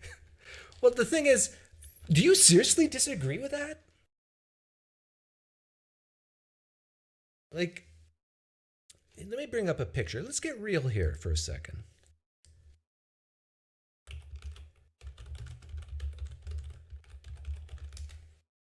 I know this is icky. I understand this is icky. Oh, I can't even show these pictures. They're just so sad. I can't. It's just so sad. Just imagine, okay? Just imagine I showed a picture of starving kids. I got a few up here, but I can't show them. They're just too sad. And then ask yourself the question, wouldn't it be better they were not born? Wouldn't it be better that they were never conceived and born?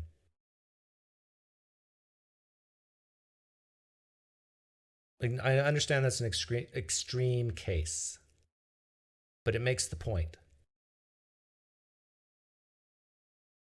Because most of these kids will die a horrible death.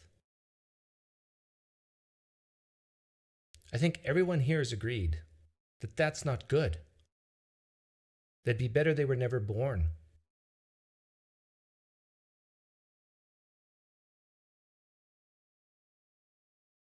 Am I wrong? Now, if you're born in the United States, odds are very good you're not going to die of starvation, no matter how poor of an area you were born into in the United States. I realize some parts of the United States are like third world countries, but we have things called food stamps that hopefully everybody has access to. I realize that some people don't or can't use it or whatever.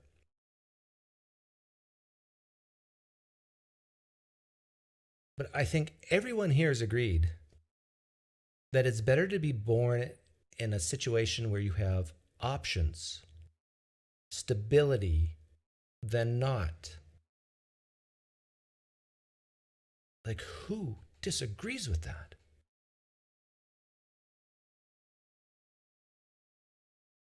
That's literally eugenics, says Between Skill. No, it isn't literally eugenics. I'm not saying it should be a law or anything like that. I'm saying that we should encourage people through, and a lot of people on the left agree with this, through education, whatever, to not have unwanted pregnancies.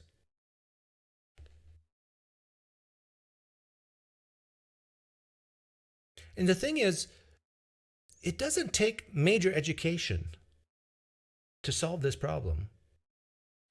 You just have billboards up saying, don't have coitus today. And if you do, you better have 50,000 in the bank. No, that's bad. Don't have coitus today. And if you do, make sure you have triple protection. Something like that.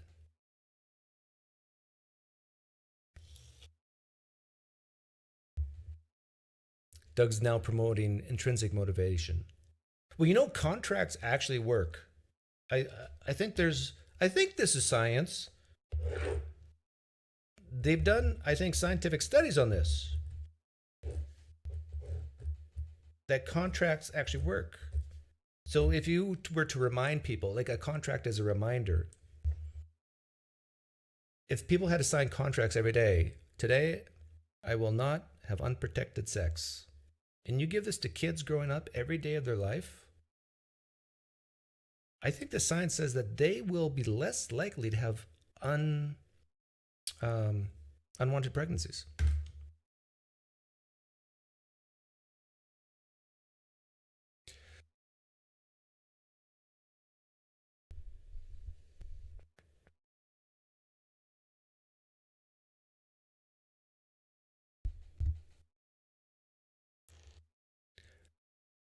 The problem, I think, for some people on the left is that if people only had children who could afford them, the need for the Democratic Party would go away.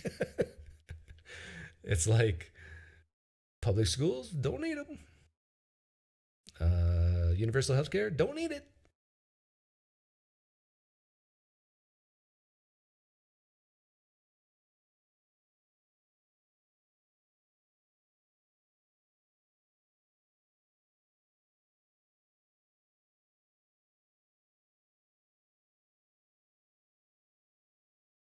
Am I in the wrong way by Jack? Is this the Jack I talked to already? That's why I didn't accept it. Jack of Trades, are you the other Jack?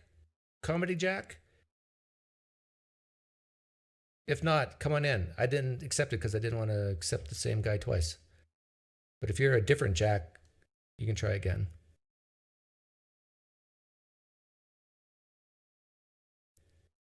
Do you want your special ed child to inherit a multi-billion-dollar company? That reminds me of the movie with Chris Farley. I mean,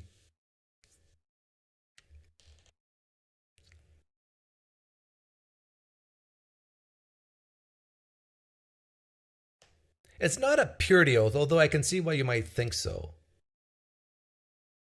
It's not a promise not to have a sex. It's a promise that you will think before you act. That's what I'm saying.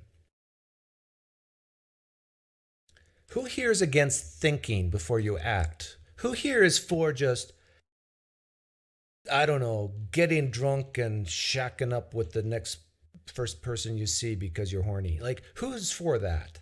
No one, right? Because that's when problems happen. That's when people are raped and people have unwanted pregnancies. I'm promoting thinking before acting. But Doug, you can't expect that of people. You just, boys will be boys and girls will be girls. I mean, you can't expect people to think before they act. That's asking too much of people. Hey, Jack of Trades. Hey, I had to, what do you call it? Well, I had to mute you, but it didn't. Anyway, hey, what's up? My camera doesn't seem to be working for some reason, even though I have one. I'm not sure what the deal is. Oh, you got to press the camera button on the bottom left, maybe. The bottom. It's saying it's blocked for some reason. Whereby has this filter that if you're not good looking enough, it blocks your camera. Oh, that sounds good. I'm really ugly. Yeah. Well, I'm sorry, but you're probably smart to make up for it. Oh, I'm incredibly smart. Yes, I'm way smarter than this Janet guy. Oh, Jan, you mean? Yeah. Well, whatever. When his IQ hits 80, he'll sell. Don't worry about him. Sorry, Jan. That's a good joke. Okay. So do I have to talk about specifically the last thing we were talking No, about, or no. Vaush, or Whatever what? you want. I do have a question. Something that kind of stuck in my craw the other day. Uh-oh. But maybe you have more. Maybe you have more reasons, and this is just what you said at the time. You said you don't like Trump because of the lack of decorum. Is that your reason? Yeah, I think he's a horrible role model for society. See, I don't understand that, because I don't want the president to be a role model. I want him to be somebody who leads and is effective. I don't understand why you would care more about a role model, because that doesn't seem like that's the point of the president. The point of the president is to be an effective governor, in my opinion. Do you not agree? I actually disagree, because I really don't think the president has as much power as people think he does. I think that he has a lot of power, but I believe that they have failed to effectively use it. And I think that he at least attempted. Like the point isn't necessarily to be able to right the ship. I think the point is to actually attempt to do, and to actually attempt to affect the will of the people. Right. And Yes. to do his jobs. Yes, but that, But I don't that think gets that I think that he's the first person who's done that in a while. Right. The point of a president is to rally the country for a certain cause, and you can't really do that if people don't respect you. I don't know. I think that the reasons he weren't respected were for reasons that were placed upon him by other people, and not because necessarily stuff that he did. Well, I've asked people who lean left mostly, but like, what has Trump done to hurt you personally? And when I ask that question, very few people can give me a specific answer other than hurting their feelings. Well, even like let's see here. Not even necessarily personally, right? Like if I saw somebody, if there was a president who affected people in such a way that I thought was negative, other Americans basically, which is who I care about, also being an American and a veteran, then I would be upset with that. You know. I know, but it's always that that case though. Like, I found it really interesting that whenever I ask that question, be very specific. How did Trump's presidency hurt you in any way, you personally? And then they'll mention other people, but never themselves. Well, so and so and so and so and so. But if I get them in onto my show and ask them, it's so and so and so and so and so. That doesn't seem like a good question, though. What? No, but I've gotten one answer that I kind of respect, and that was, well, Trump enacted this policy, which meant I lost my job. Oh, okay, yeah, policies that they enact. Yeah, because they're not typically going to affect one person, but in some cases they do. So, for example, the what do you call it? Now, I didn't lose my job, but I came really close, or at least I felt like I was really close, whenever the COVID policy was initiated, because they were saying, hey, you're going to have to get the shot because we technically work for the government because we have contracts and we're required by law to do all these things, even though they really only affect government jobs, right? So we counted as a contractor, and it applied to contractors. Now, I eventually resisted and didn't have to do, I wasn't required to do anything, and that was, one of my major problems. I don't want the government pushing stuff like that on me. So are you a Trump supporter? I would say, I guess, yeah, technically. If I voted for him, I guess I'm a supporter. I don't know what else you would call it. I just looked at the exit polls this morning from the 2020 election, and it was interesting that, do I still have it up? That even the left, Democrats at least, the majority of them did not vote for Biden. They voted against Trump. Yeah, and I think that the reason they did was for a bunch of lies. Well, what lies? Okay, take for example the one that actually Biden, in a way, founded his presidency on. The what do you call it? The Charlottesville hoax. The Charlottesville Very Fine People hoax. Do you know which one I'm talking about? No. Well, remind me. In 2016, I think it was, there were all those people. There were definitely people there who were definitely Nazis, and they definitely marched in Charlottesville for this statue. But then there were other people who showed up the next day as a protest because they're like, look, we don't want you to take this statue down. He was calling them very fine people. And they would keep pointing to this one thing where he's saying, yeah, there's very fine people on both sides. Oh, but the yeah, thing yeah. is, He said before anybody asked him to, he clarified within like 30 seconds of saying this. And I think he actually said it before. It's like, I'm not talking about the fucking Nazis. I'm not talking about those people. I'm talking about the other people who were there. So everybody's like, oh, he's saying that Nazis are very fine people. That's just patently false. That's one lie, for example. Yeah. What year was that? I think it was 2020. It might have been. No, sorry. I think it was 2016. I believe it was the first year of Trump's presidency, if I'm not mistaken. Oh yeah. And then they said, then they tried to say, oh, you didn't denounce them, but he did. And you can see like 20 clips in the first month of this happening where he's like, no, I denounced them utterly. I'm bringing up the transcript right now. Let's see if I can find it. Yeah, you also had people that were very fine people on both sides. Well, I mean, even if you can't find it in a transcript because it's a little harder to find, it's also now a matter of public record. During the second impeachment, I believe, I think it was the second impeachment, they actually put that video of him denouncing them directly whenever he was before he was asked, whenever he was first discussing it, like the next day. I think it was either that night or the next day. Yeah, he said you have some very bad people in that group, but you also had people that were very fine people on both sides. Okay, so you were able to find it. Yeah. Now, typically, you'll find this and you'll show it to people and they still won't believe you just because they're stuck in this thing, right? They have that really bad TDS. Yeah. Let's see here. Another lie is like the Trump told people to inject bleach, which he never fucking did.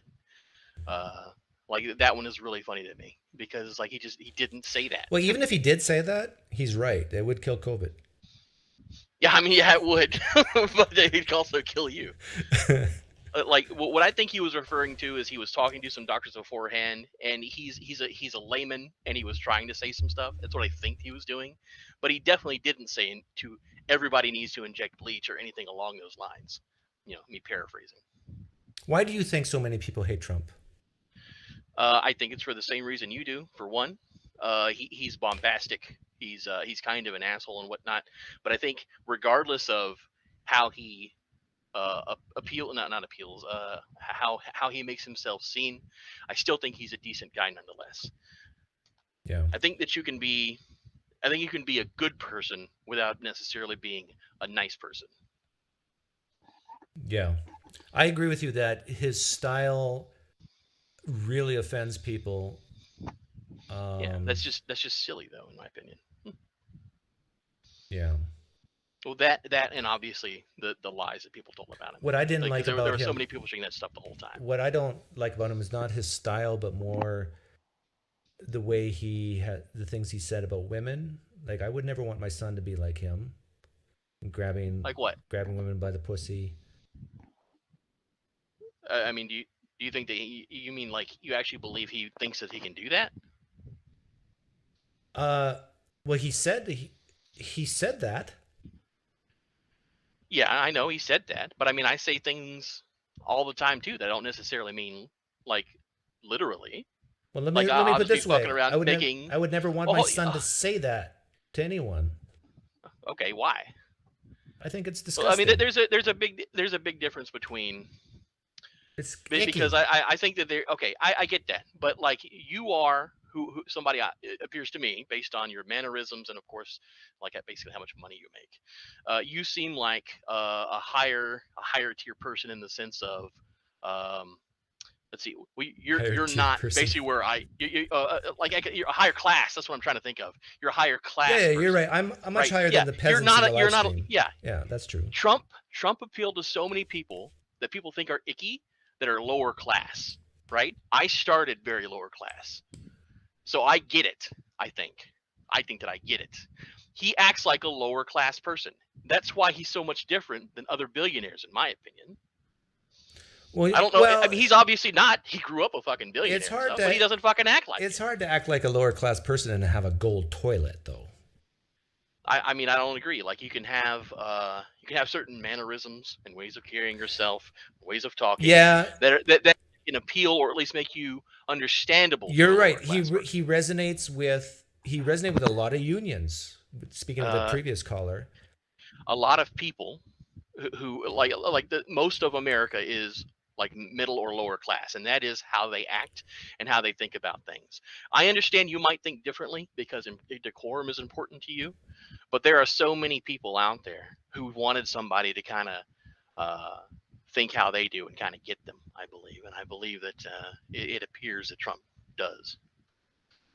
Like he said he would build the wall. He never did. Well, he sort of He did. attempted to build the wall. He appropriated money to do so. And then he began work on it. Yeah, he said the refurbished Mexicans a lot would of pay and so for on. it. That never happened.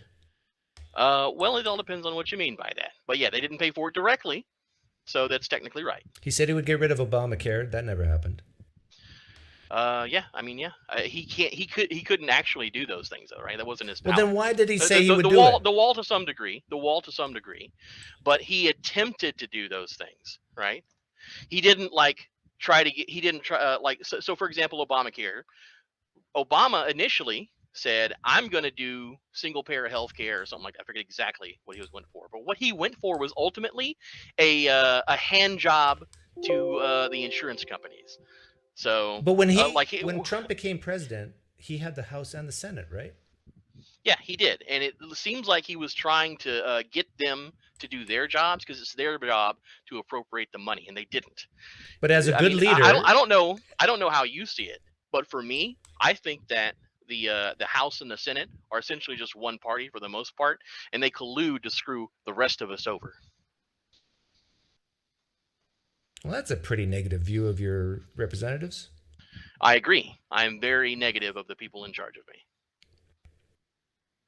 I mean, they don't do their job. I mean, did you not sound see like what a just happened leftist. last week?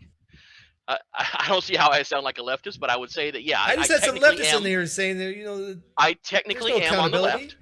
I technically am on the left. I don't know about accountability. I mean, I guess technically no. In a way, yes. In a way, no. No, you're on the far right, and the other people I've been talking to on the far left, and it's a horseshoe effect. You guys are the same. I wouldn't say that I'm on the far right, but I'm technically, according to the tests and stuff, that I'd say on the left. I'd say I'm very left socially. Yeah, but socially is just one part of what makes someone left or not. I agree. But I mean, if you don't think that, I think that it's an abject fact that they're not doing their jobs, because like what happened last week, they're supposed to make these budgets. They waited till the last second, and they voted to give themselves more time, and they did that twice, I believe. And they pushed it all the way up until Christmas, so nobody's going to read it. It's their job as the people who hold the power of the purse to sit there and go through and see what these things do, so that they know what's being spent on. Well, they're just not doing it. They're just voting. I know, on it but that's because. That's a right-leaning thing. Like a lot of people on the right like it when nothing gets done in the government. To some degree, yes. It's not so much. I don't want unless it to it's be done. deregulation. I just want them to do their jobs, basically. Yeah. They should at least have to fucking look at it and see if that money is worth being spent. Oh, money doesn't mean anything anymore. You know that. I mean, it certainly seems to be the case with all the money being spent, but nonetheless, the economy still seems to be in what do you call it? The inflation is going up really bad, and it's hurting all the people who don't have a whole lot of money to begin with. Yep. True dat. I mean, all the kicking of the can down the road from the 2001, 2008, the COVID, it's the hens are coming home to roost. Yeah, well, easily the last 50 years. Anyway, I think that's enough ranting for me. I'll talk to you later, man. Okay, take care. Thanks for calling in. Bye. Yeah, later.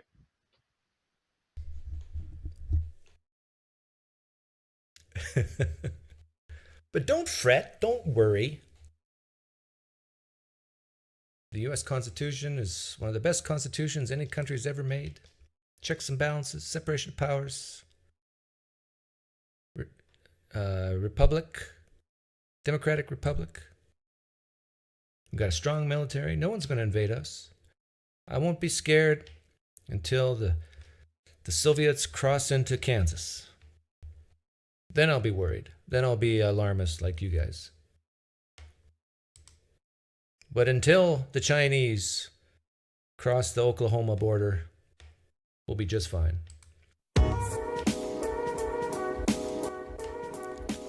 Don't worry about Nazism. Not going to happen. I'll bet you money on it. You might want to bet money on it. It won't be a dictatorship. I'll bet you money on it. Anybody want to bet money on it? I'll even give you odds.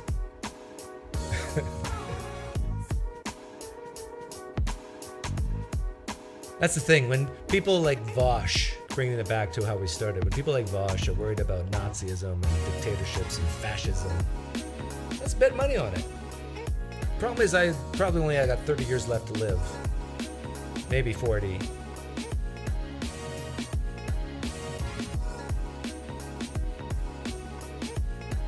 The U.S. Constitution is the first secular constitution in history. Amen. Amen. Amen.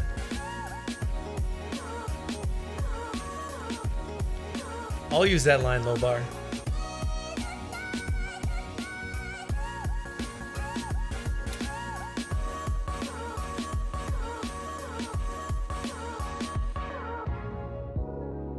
So if you're a young person listening and you struggle with anxieties and depression because of climate change and coups,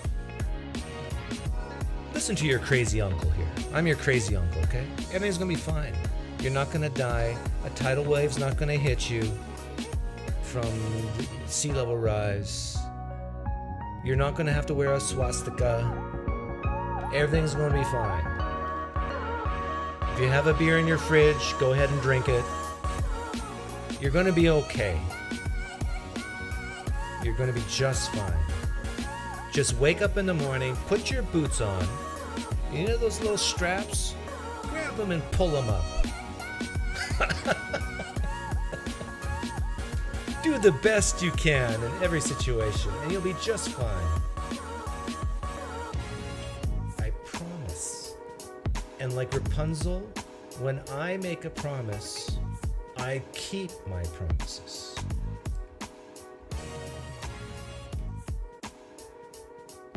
Hang on. I got something else to say. You didn't ask me about horses? Sorry, Jack of Trade. What's with the horses?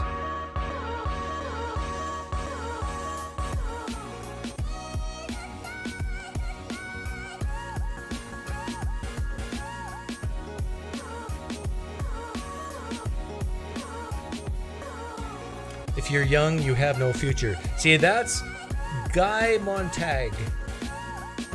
If you're young, you have no future. That you're a good representative of leftist alarmism.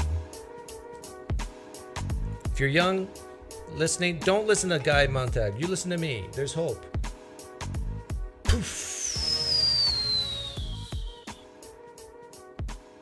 My apologies to Vaush. He was scheduled to come on and speak with me, but we ran out of time.